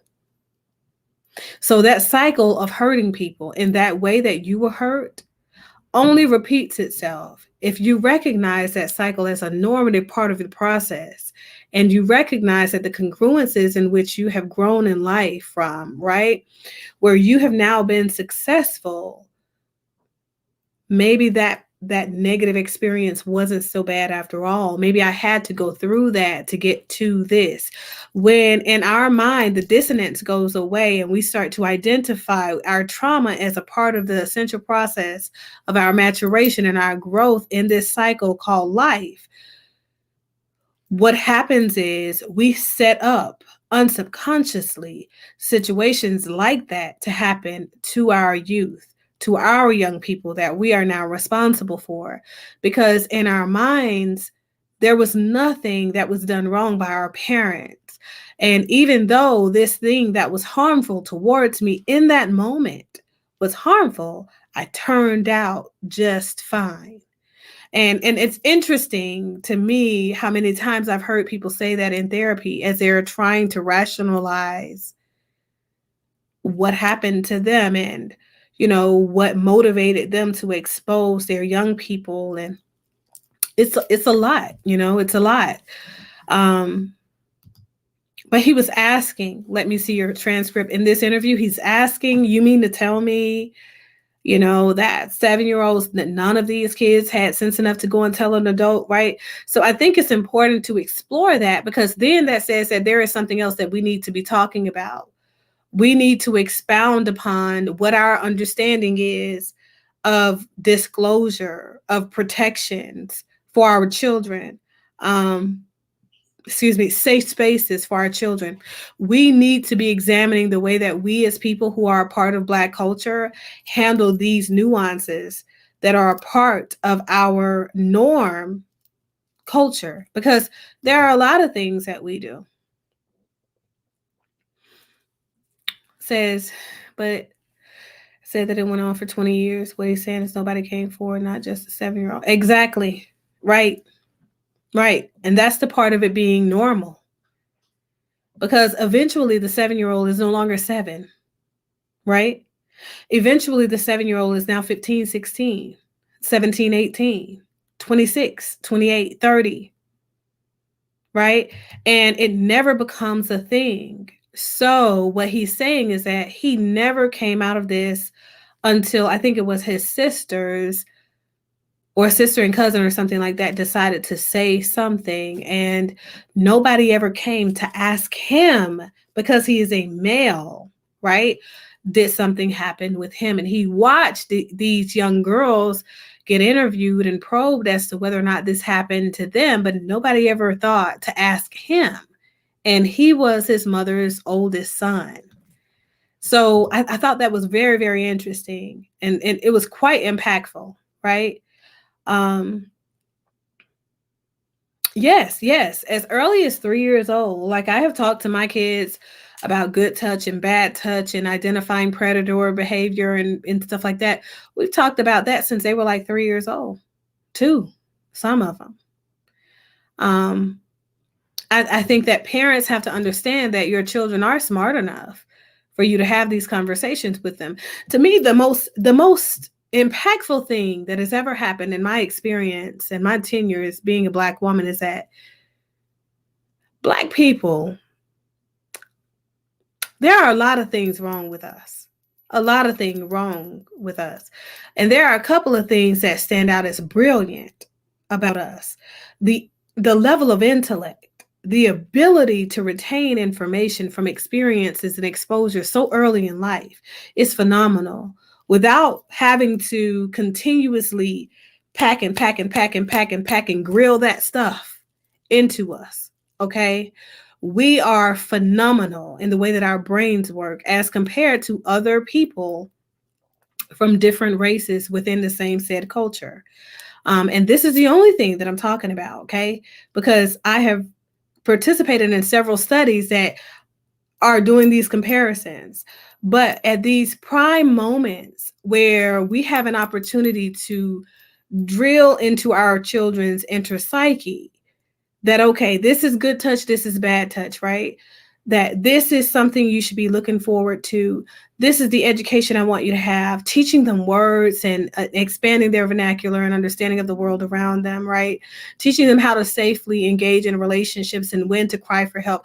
These things we do not go over with our kids during those very, very important ages of development. And we don't have to put a lot of effort into it if we were to do it.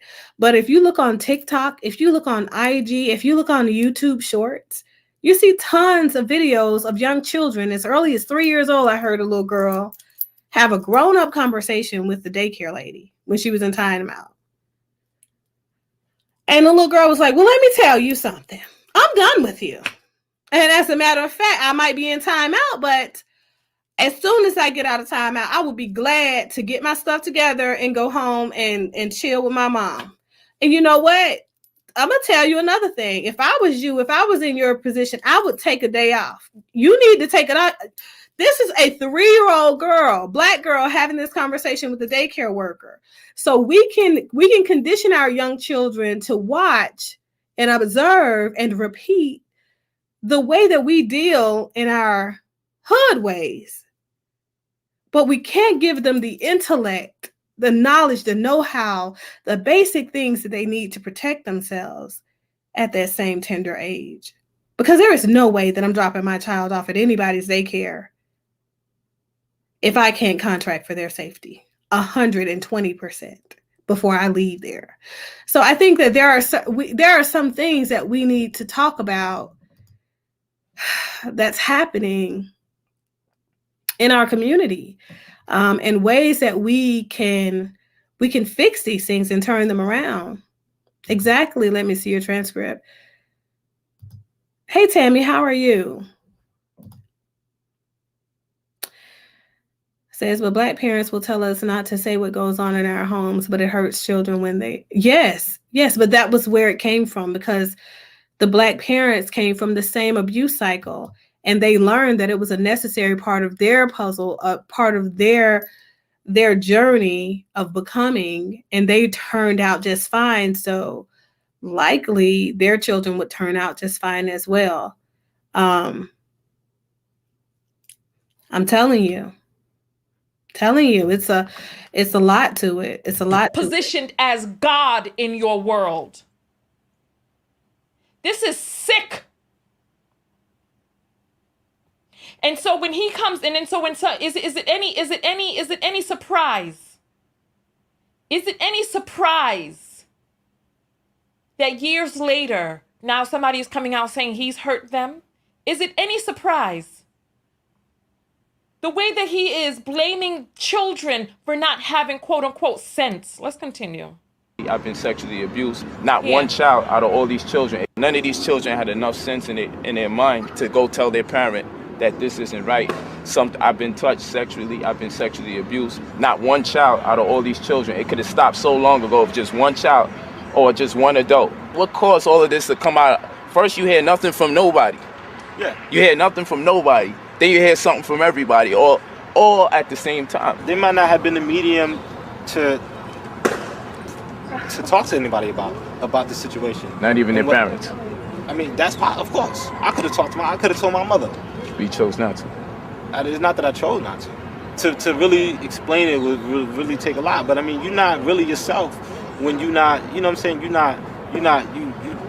ain't got no esteem. You know what I'm saying? You ain't got no. You know what I'm saying? You can't even face, like, my mother had to, when she found out from my sister and she came to me and asked me about it, and I still really couldn't even tell her. I had to say, well, I had sex with the girl and he was there. And that was my way of telling her that, yeah. So he was sicking children onto other children. He said to his mother, I had intercourse with the girl and he was there.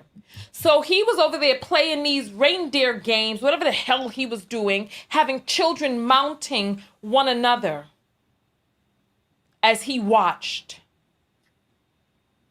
And you see this guy. Come on, this is too much. It happened, you know what I'm saying? But that's when the initial conversation, and this is like 2 weeks before we left. It was something I was under. I couldn't tell my mom. I didn't tell nobody. It was something that held me to not say nothing. You know what I'm saying? Because I looked up to him as my dad, because I looked up to him as the person that he was. I thought he was a God figure. I thought he, you know, and all those reasons, like, you know, I'm trying to like see what the why is this going on? What's the significance? I'm young. I don't even know what really into sex, and I don't even... Why do you think he's locked up for 135 years, underground 60 feet, in a super max penitentiary with no one with a case likened to his own, amongst cannibals? Not because what you think he should be locked up for, why you think he's locked up. Well, I mean, to answer your question in the way that I think you're asking it, you know what I'm saying? Because one, you have a black leader that was getting black people together. And so listen now. Listen. So this guy, he'd already been groomed from when he was a child. Now he has this person who is, you can tell from the way that he's asking the question that he's on the side of the predator.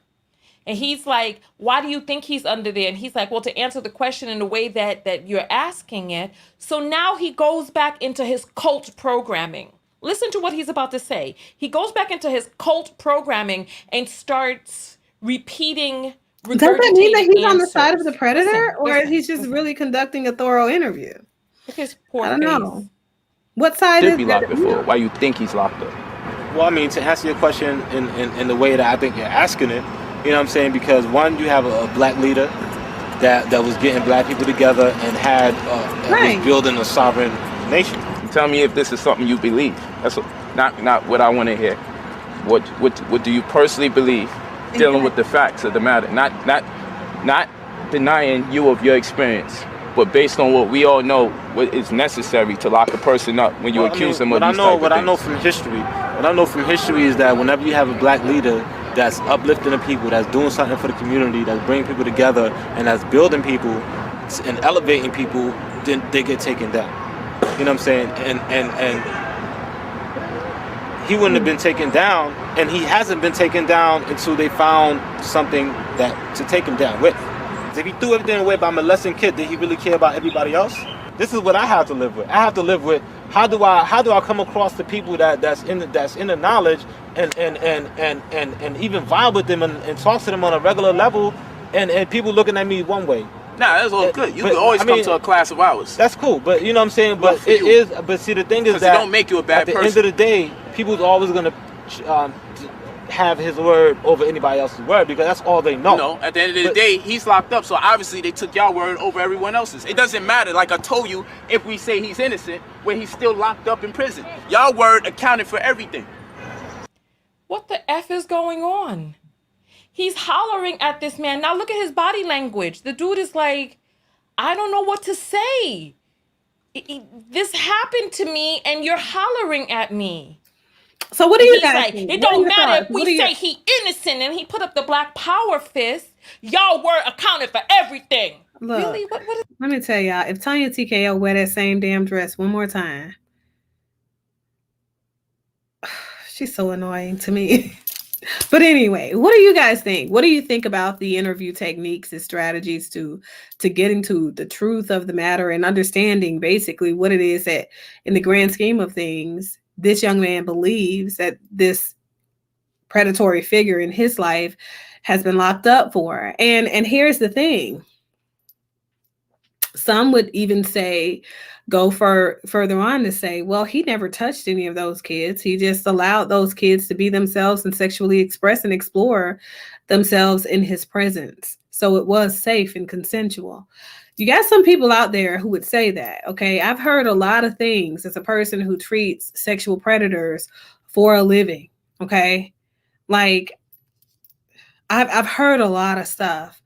But what I will say is this. I think that even if his intent was to justify this guy that is locked up or whatever, I think that it was whatever your intentions are. I think that things happen for a reason, right?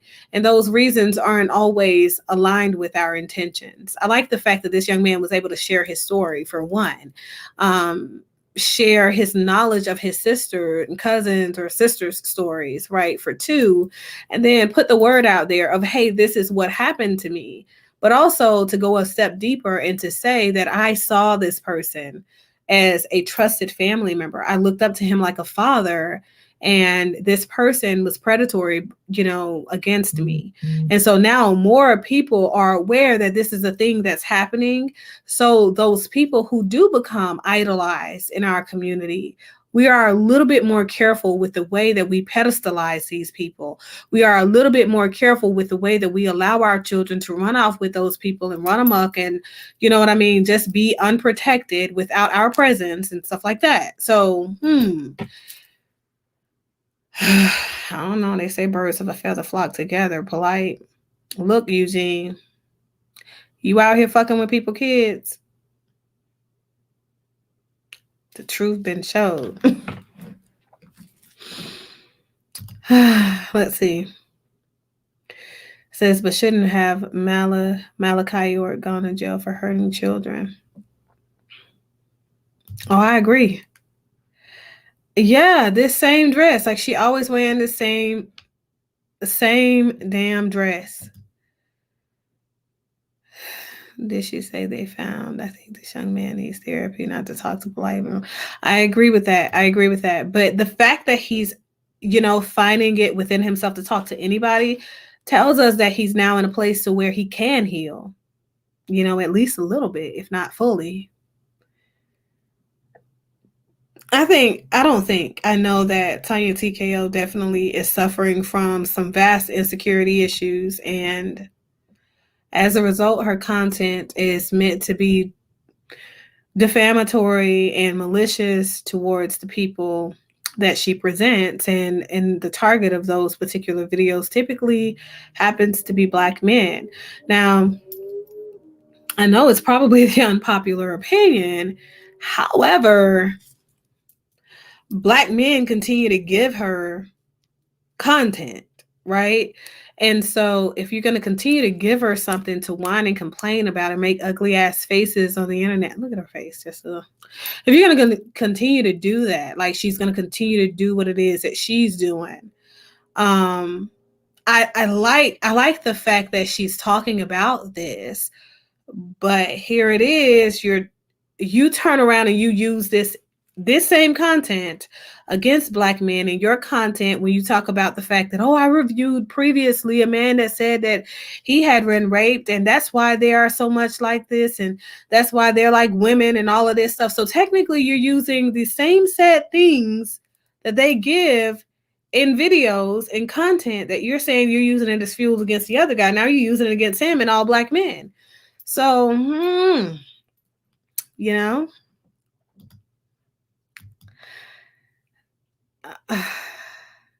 no, it's that same dress. Same dress. Yeah. She does a segment where she talks about the dress, okay? And she puts the dress on, and then she picks her titties up and puts them in a bra. It's disgusting. Don't make me talk about it. It's traumatizing. It traumatized me. I don't know about other viewers who viewed it. At that point, I was like, okay, I think I've seen enough. Like, this is just doing too much. When she was talking about what it is how she can get the attention of men with her titties put up in a bra versus them sagging and looking all ragged and rugged, and that was her favorite dress and all that stuff. It's the same damn dress though. It's the same dress. I wish it was a different dress. Like, I know, like, I like Black a lot. So I got a lot of Black tops. I got a lot of Black dresses. I'm a person who shops for multiples of the same thing because, kind of into dark colors, kind of goth, long time ago. But yeah, well, obviously she uses woolite. It's not fading. So yeah, she did. I'll have to find the video, and I will divest from showing it while I view it because I can't view it again. Go to her page on Facebook because that's where I saw it. And she was doing a video about how Black men give her more attention when she's looking one way versus the other way. Oh, that was the video where she reviewed Derek Jackson's take on the young lady who was a real, like, I don't want to call her a stud because I don't know, but in her everyday life, she looks like a stud female. And her makeup was flawless in this video that she did. And the side by side, the guy said women are catfishing wearing makeup because y'all can make yourself look like a whole. I'm not gonna lie. I agreed with the guys because I never seen such magnificent makeup work. I didn't know that makeup could do that kind of stuff. I don't know how they do it. I really don't. I'm not really big on makeup. I'm very, very simple. So I'm an eye person. That's it. That's what I'm invested in. Doing the eyes. Everything else is natural, flawless beauty. Yeah. But yeah, she traumatized the fuck out of me because she was like, let me tell you, Derek Jackson coming for her, blah, blah, blah. And she was like, I did this video looking like this for a reason. This is my natural self. And then when I look like this, I put a little, what do you call that stuff? Concealer under my eye, all this good stuff. But you still look like you, though. We can't make the argument for that young lady in that picture. Like, literally, she looked like a totally different person. Totally different person. She was like, oh, work at a machine factory or something like that. But still, the men weren't wrong. So you got to call a thing a thing. I believe in calling thing a thing shit. Like, yeah, I look the same way with or without makeup. Me. I cannot say the same thing for women that are out here making face beats happen that are like, what do they say, beat to the gods or whatever? You're a whole different person. It's a fucking Halloween mask. But a pleasant one. I don't know. I got off course, y'all. Let me let her finish this so I can get to my next. What is this? I'll rewind that part for you. Yes. For the people who are here. And look, I just want to look at his body language. Look. Hell yeah. I agree with that. Mm-hmm. He is girl. Man spreaded, whole toupee, legs wide open, arm on the back of the chair, taking up all of the space, right? And hollering at this guy. I just want you to see. I'll rewind a little bit of that for you so you can see again. Look at the way. Look at what is his face telling you? What is Michael Nowak's face? Because I don't like calling him Brother Polight. What is Michael Nowak's face telling you? That he's ugly. He looked like Ike Turner right here. Look at his body language, lunging up forward from the chair. Look. He's just ugly. He has an unfortunate face. Look at his body language. Some people do. As he's peering down at this guy. Eyebrows and forehead furrowed. He could just genuinely be curious. This is sick. This is sick. Physically unfortunate. His word over anybody else's word because that's all they know. No, at the end of the day, he's locked up. So obviously they took y'all word over everyone else's. It doesn't matter. Like I told you, if we say he's innocent, where he's still locked up in prison. Y'all word accounted for everything. What I can't go back. You know what I'm saying? I can only face what's in front of me. And everything that's in front of me, I see people that's being misled. I see people that's under the impression, and even though being misled by what? Because people are saying Doc is being railroaded. Shut people up, saying none of this has to do with the case as far as the government is concerned. The government don't give a damn about the accusations. Saying that are you hearing what I'm saying? You got people saying that kids haven't been molested. Why is he hollering at this victim? Right. Now, that point, I agree with her. A person who testified under oath, under threat of perjury. Look at his body language. What do you see him, right? What is his stance telling you? What is his demeanor, his hollering? What is all of that communicating to you? It's And then saying you I'm have this fucked. I guy couldn't here get this person to disarmed, recant their leaning confession back away from him or testimony. as he's hollering at him. We can see that again. We can see that again. That's under the impression, and even though You're misled by what? Because people are saying no, they being Doc is being misled. railroaded. That people are saying none of this has to do with the case as far as the government is concerned. You got The people- government don't Let's give go it back a locked little up, so bit obviously further. they took y'all word over everyone else's. It doesn't matter. Like I told you, if we say he's innocent, when he's still locked up in prison, y'all word accounted for everything. Well, he did that. Well, I Right? can't go back. You know what I'm saying? I can only face what's in front of me. And everything that's in front of me, I see people that's being misled.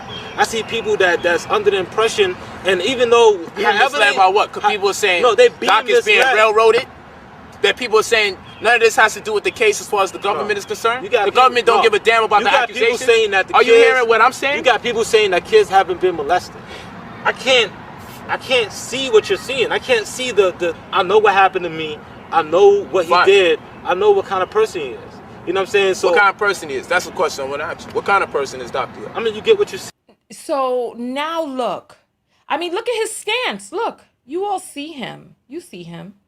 He's like, what kind of person is... And so now he goes I think back that's a into valid his question. I think programmed, that's a really good his question programmed responses. to ask this guy. Listen to what he says, what type of person, the dude who has been accused of not only hurting him, but hurting many children who people are defending. That's Yeah. the question I want to ask you. What kind of person is Dr. I mean, you get what you see. You get what you see. Tell me, But who is he to what you? people didn't see is also the I shit ain't asking that about was other going people. on. I want to know Now, about there you was 99 personally. I want to there get was into your mind. I want to Okay. know, what is he to you? Who is he to you? Who he is to me right now. He's somebody that did a lot of things great, but had his flaws, and didn't correct those flaws. And he had years and years and years to correct those flaws. He didn't correct those flaws. Now I came back, and now he's incarcerated. Should he be in there? Should he be out? Should be out. Someone Yes or like no? him shouldn't be incarcerated if they uplifted the community and doing what he did. But if you're gonna do that, and on top of that, still do the wrong thing for years and years and years, then you definitely shouldn't be out on the streets. That's if I was the devil, the perfect devil is the one who's gonna be a pastor, a preacher, or the one doing the right thing, and actually the one doing the wrong thing and send you to hell. That's the perfect devil right there. Damn The right. perfect. If I was a devil right now, I'd be telling you to do the right thing. I'd be telling you to live your life this way, and I'll be sending you right to hell. The devil knows the gospel as well as any pastor or preacher. So That's what they if the devil is going to do his job, what better way to do it than to have everybody lifting themselves or doing the right thing? And in actuality, it's like they're going up, but they're going this way. It's not just up. It's like they're going up and they're going astray. You know what I'm saying? That's the only really way that the devil could do his job, is to deceive people into thinking that he's actually God, to deceive people into thinking that he's actually Christ. That's why they say you will have false prophets and false messiahs. I would respect a wolf. If I was a sheep, I would respect a wolf that approached me and tried to hunt me down than a wolf that came in sheep clothing. My whole argument in this whole situation is, should people be locked up based on what people believe? I got the right to be angry. You know why? Yeah. Because the Lord promises me something different. The Lord promises me that we will lock people up beyond a shadow of a doubt. That's what the Lord promises me. Yeah.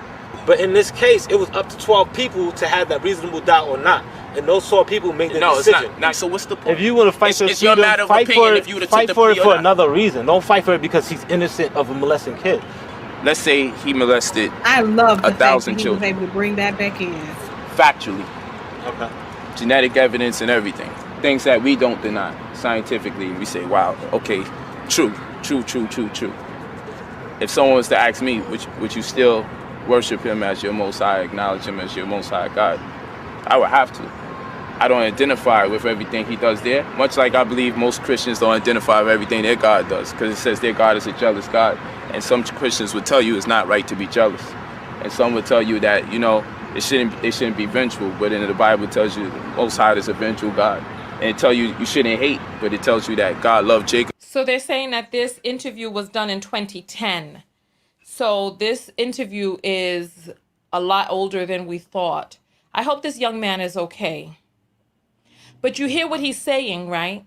He's like, I would still have to worship this guy as my God, even if he hurt 1,000 children, saying that one person's word doesn't account. No, you can be convicted one on person's people's word. If people come forward.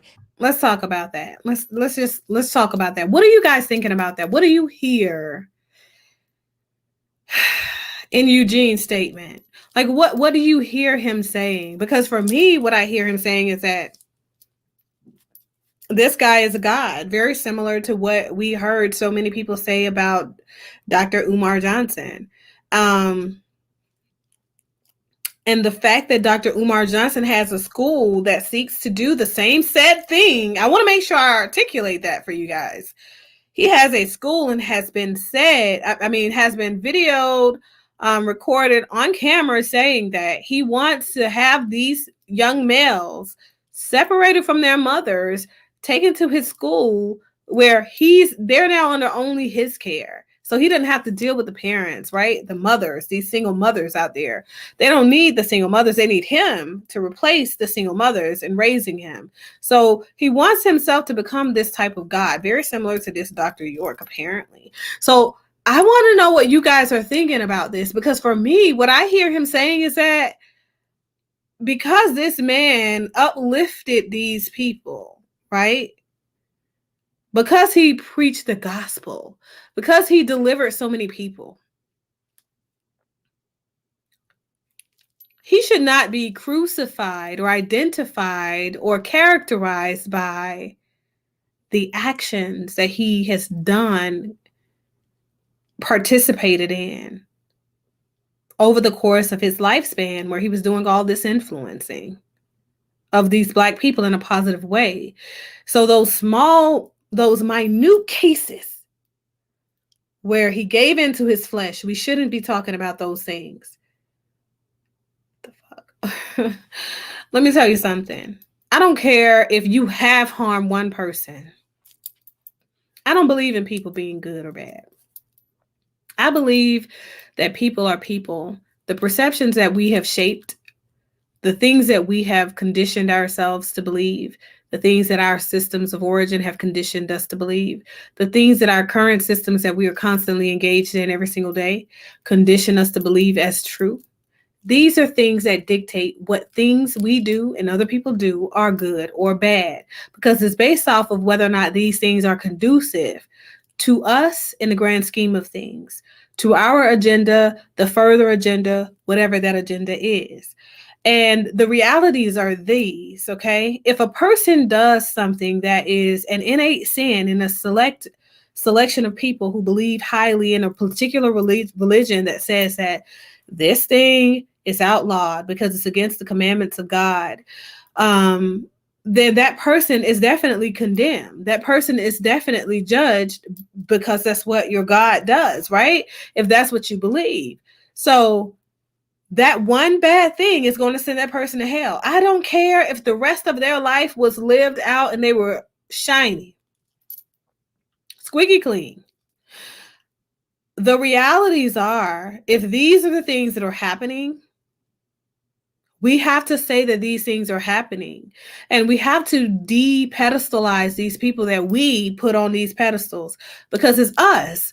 So when we talk about the insurmountable amounts of Black children that are being harmed every single day, that are coming up missing every single day, that are being sexually assaulted every single day, it is our fault as a community of Black people who, as a community, silently sat back when these things were happening amidst our presence, and we didn't decide to get together collectively and move forward to remove these types of people and these types of behaviors from our society. So very much like, I like the fact that Black people like to pull that card and say, oh, well, that's not my business. I'm not supposed to do anything about that. Oh, that's that person. I'm not responsible for that. I love it when I have men on here and I ask them, as a Black man, what is your responsibility to your Black community, right? I love it when I have men on here and they say, well, what is my community going to do for me? I love it. I love it, because it shows me, very much like that young man just said, I'd rather know that you are that wolf than to be fooled and thought when I walked into this place where my life was in danger that you would protect me just because you were a Black man, and that was my expectation for Black men, right? So I would like to know that you really are a wolf in sheep's clothing. So I can personally decide to divest. Personally, I won't support you. I'd rather know your colors. I love people who show me that they're racist. I say it all the time. People always talk about how they're very sensitive and they don't want to be around people who are racist, and they talk about microaggressions and things like that. If you don't really and truly understand what a microaggression is, everything to you will seem like a microaggression. It may just be a direct attack. It's not a microaggression. It may have to do with your personal sensitivities, the things that trigger you. Bring back previous conditioned elements of trauma, not your actual traumas, but your vicarious traumas from our ancestors. If you've not held space and kind of got in touch with that kind of stuff, you have to be able to call a thing to walk this thing called life in a society that is so complex and multicultural that we live in right now, and call these things. So yes, I'd rather see that you are this person, so I know the limits in which I will or will not deal with you. Right? So for me, it's the fact that, okay, let this man's story be heard regardless of what his agenda is. Eugene, let this man's story be heard, because what I would like to know is how it is that we expect so much from a man who has openly endorsed sexually predatory behavior against children.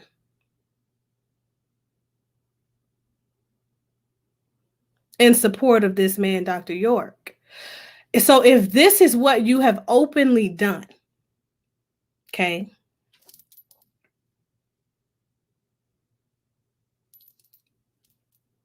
the things that you're currently going through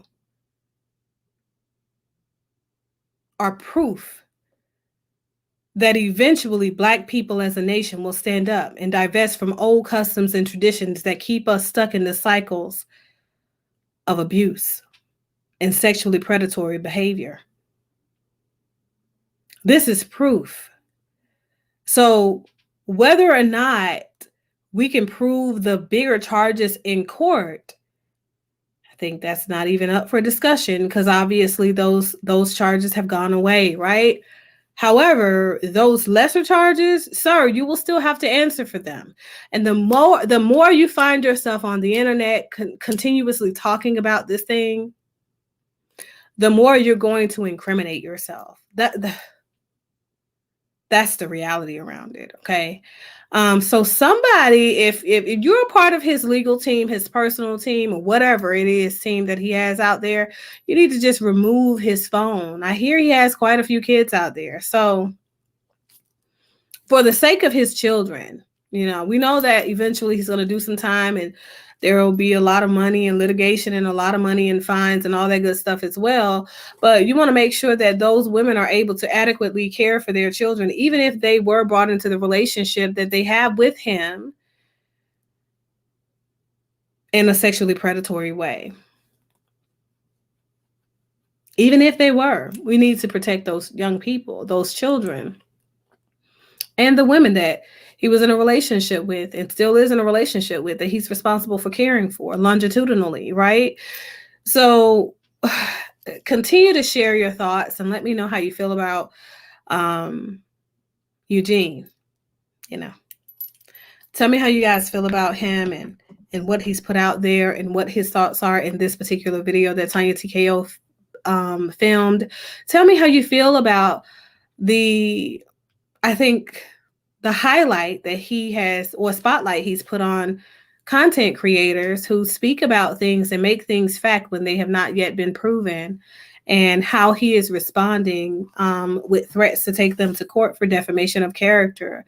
I will say this: we do have to be careful, and there has to be some level of integrity in the way that we present these cases, that we present to the media, because as content creators, we should want to be respectful of people in their plight to live life, and understand that until there is an official charge, until the case has officially been found a person guilty of a crime, that person's not a criminal. I think that there are just basic things that I think that we need to do a better job of, especially Black content creators, okay? I'm going to move on to the Brian Launderie case update. So for those of you who were on here when I broke this story, and officially I was the first person to tell you guys that the body had been identified as that of missing Gabby Petito. Okay. So I talked about the fact that all of this time while she was missing, there was no body. So there is no crime, right? The only crime, if you wanted to say there was one, was the crime that Gabby committed, and she admitted to committing while on that very nice, lengthy police body cam footage that I showed to you guys on my show also.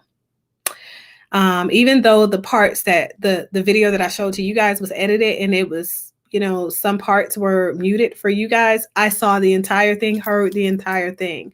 So what I am telling you is that she had an outright confession that she was the primary aggressor and that she had physically abused him, and that was a cycle of abuse that they were in their relationship based off of just what she said on that body cam footage. Okay. Now that there is a body in the particular case, now I think that we can have a different conversation, and we can move this conversation forward in a way that's meaningful for the vast majority of everybody. So there is a lot of people, like I spoke on a little bit when I first aired this, and we asked the question, what does this have to do with race? Black people, Asian people, all people alike are asking the question. There was a young Black man that went missing just the week after her, the same week of, and that hasn't garnered any national attention, and that was in Arizona. There was 4 more people that went missing in that same area in Utah, right? And nobody aired any national media as to their disappearances either. And they were camping in the same space. There was another murder that was discovered within the same time frame that she went missing. The murder of that wife couple, the young married couple, 2 wives. They were camping not far from where her body was found, and those 2 women were shot to death after reporting a suspicious male around the campsite to their friends via text and saying that they would be removing their camping location and going to another one that they felt more protected. And they never got a chance to, because he ended up killing them in their sleep. And their bodies were discovered within kind of like the same time frame that she went missing. They went missing, and then they were discovered after their relatives reported them missing during that same time. So they're both missing and unaccounted for during the same time period, okay? And what's interesting to me is that these 2 sites where these bodies were found are not being called into question by the general public. Furthermore, you guys are talking about the fact that you want to make Brian out to be a murderer. To me, that's defamation of character. I think it's a gross miscarriage of justice that the Justice Department and FBI and local police departments put out all of this man's information out here in these streets. And eventually he came up missing. So now Brian Launderie is missing as a result of poor police work. To me, just saying what it is, I'm going to call a thing. And who knows that if one of these people that were huge supporters of Gabby Petito didn't come and take him, remove him, and kill him.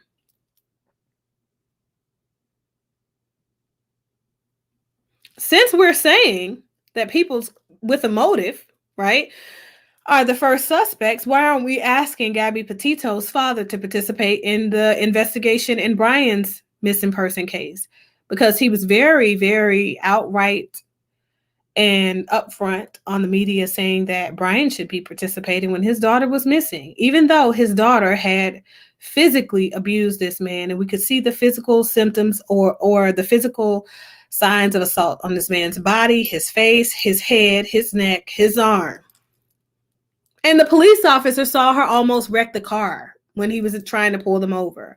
So it's a couple of things for me in that particular case that kind of has, me raising several brows. And here's the thing, like, we don't have an official cause of death because it's still undetermined, right? But you off the bat in, investigating the body, you want to say that she didn't die of natural causes. You can't necessarily say an animal didn't kill her. She was in the wilderness, or maybe she got shot by the same people that shot those young ladies. Who knows? It's a lot of things that is up in the air. But now that this warrant is out for Brian Launderie's arrest, I think that we have to ask larger questions, because here's the thing.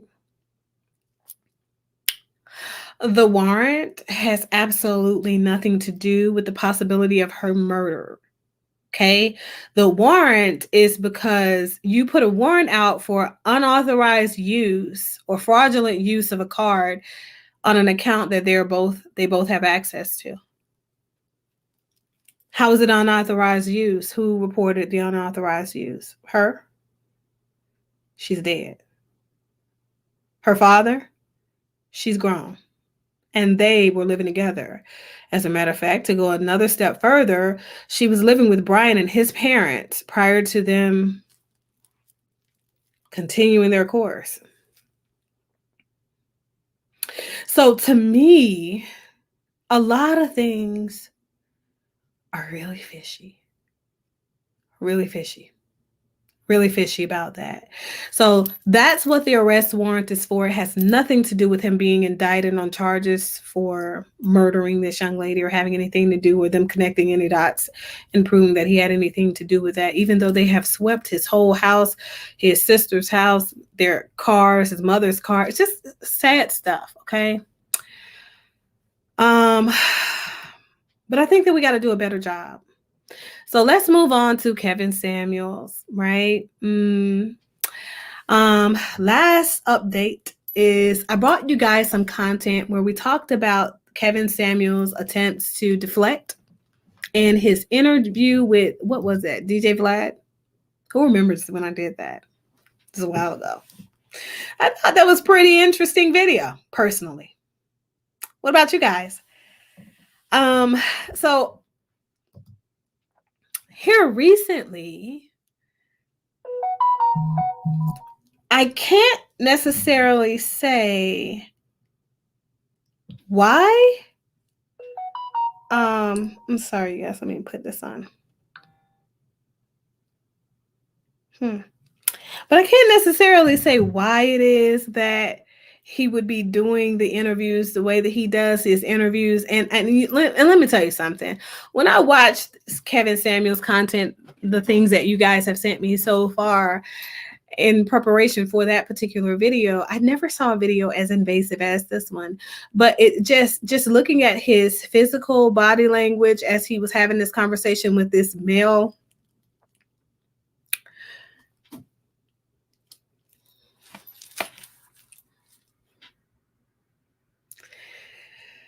well,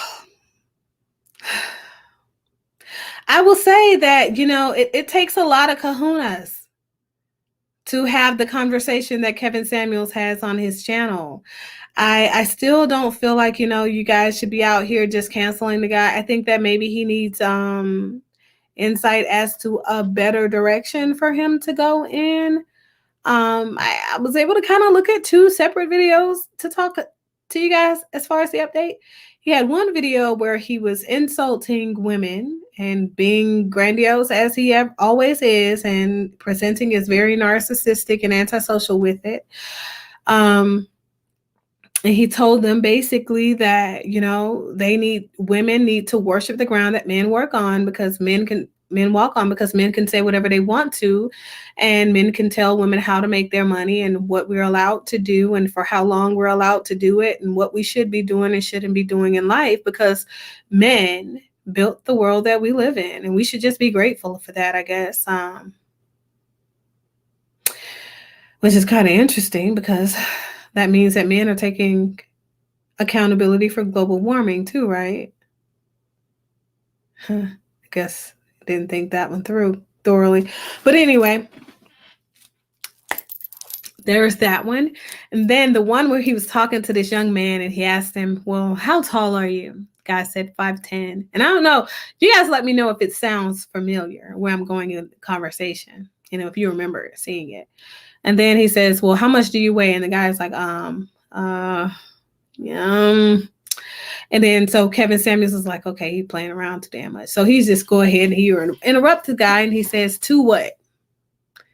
And so then the guy said, well, it just depends, I'm between 260 and 280 or something like that, depending on what day it is or something like that. He was like, oh, so you're a fat fuck. How much do you... Can't make this stuff up, y'all. So then he goes to the extent of, embarrassing the guy even more. He asked him how much it is that he makes. And the guy said he makes like $400 every 2 weeks. So Kevin Samuels is stuck in the process of doing the math, et cetera, et cetera. He was like, okay, you make less than $10,000 a year, something like that. He says, so you expect for women to have a conversation with you and approach you first. Now, mind you, if Kevin Samuels is pushing men to divest from approaching women at all, this is the kind of guy that follows your map in general, because you're telling them that modern day women are not worth their attention, basically, even if they're an average man, right, or below average. I don't know what he would consider this guy. Who knows? But he does get to the point where he asked this guy immediately after he talked about his money. He said, well, do you have a big dick? I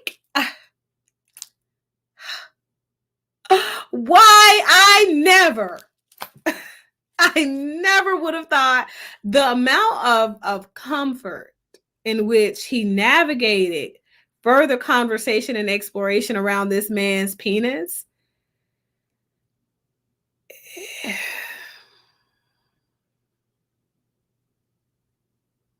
Maybe he's just very sex positive, body positive. Who knows? Who knows? But, the viewer who sent that to me was like, Dr. J, if this isn't confirmation that Kevin Samuels is gay, I don't know what else you would need for us to give you. I don't know if he is or isn't. And I've already kind of given you guys my take on why that would be important, if it's important at all to the people that follow him religiously, like a part of his cult. I think that people would need to know that, hey, you're also looking for men, right? So I know to the lengths that I can trust the guidance that you give me. I don't know. You can't make this stuff up though. I found that to be, I think I dropped the phone. I said, I will not play this content on my channel. I refuse. So he tells the man, because he really goes into deep exploration. When Kevin Samuels asked the guy, do you have a big dick? He didn't stop there.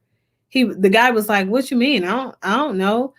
He talked about his money. He said, what other guy in their 20s you think making more money than that? I don't know how much money the vast majority of 20-year-olds, but mine aren't making that little bit of money a month. And, that's what they make when they're in school at 14, right? Ish. You guys, tell me what you think, okay? Do you think that that's confirmation that Kevin Samuels is gay, or does that just mean that he's very sex positive? I'm a sex therapist. I talk about sexual body parts all the time, and sex, for that matter. Doesn't bother me. But to hear Kevin Samuels navigate this area so intimately, it's quite interesting. If you've not seen it, I'm pretty sure it's viral somewhere, right? I don't know. But they say Kevin Samuels is a savage. I think that's the title of the video. Kevin Samuels is a savage. So if you guys are looking for it, that's how you can find it. But so that's all that I have, you guys, as far as like my updates. I want to know how you guys are feeling, though, about the content that, Eugene out here, Brother Polight. How do you feel about what he had to say? And how do you feel about Brian Launderie's case ending up where it is right now? And by the way, they're spending a lot of tax dollars on searching for him. And I think that all of those people who are Black and brown people, melanated people in society that are missing right now. Why are we in a rush now to find Brian amidst all of this? Like, why are we in a rush why are we on a nationwide manhunt, right? And deploying resources to that. And this is what I'll say to that.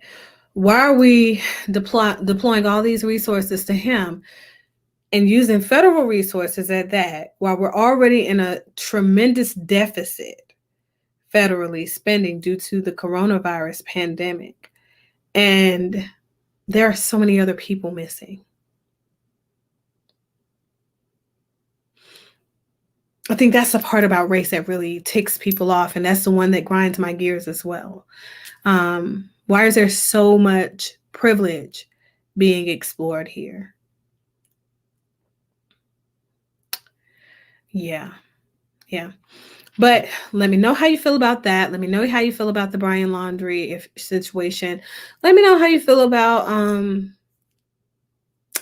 Brother Polight and his feeling so accomplished to the point that he's now on the internet talking way too much and potentially giving more information to the prosecution so they can pursue further charges on him. How do you feel about the whole R. Kelly situation too, that whole racketeering thing? I'm telling you what they do. When they don't have anything, they go for everything. Racketeering says that you're a part of a crime syndicate, right? And you're running it.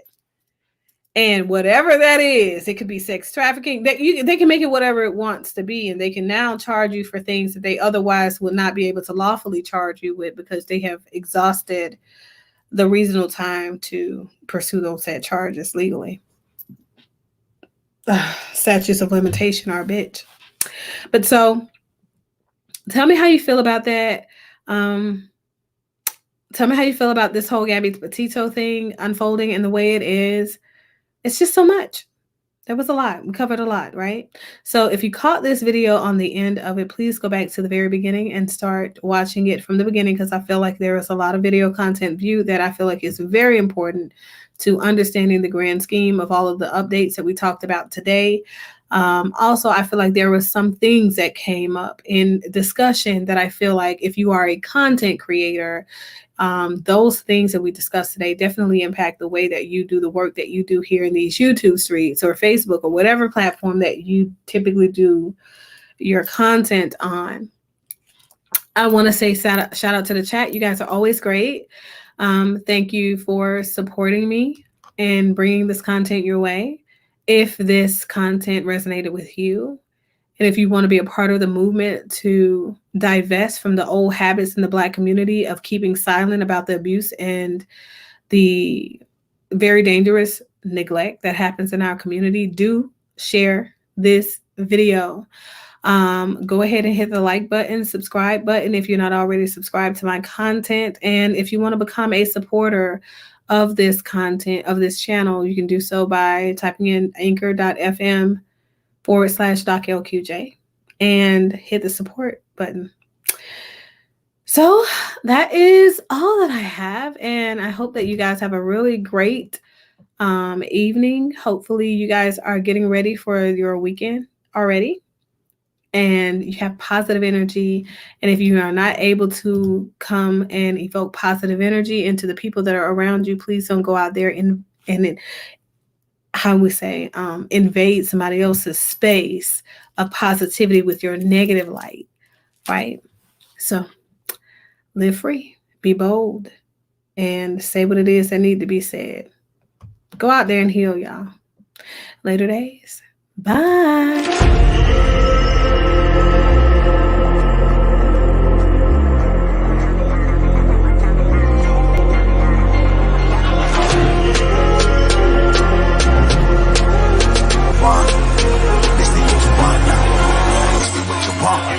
Who alive can't put me in a box. I redefine any definition you got. I am the tiger, I'm making steps to the top. The flames, I rip it up, you just gotta hand me the rock. Take a seat, you cannot stand it. All I know, the flow harder than a Scotch bonnet. Don't try studying me, you cannot manage. This ain't what you want, bitch, I'm a fucking phenomenon.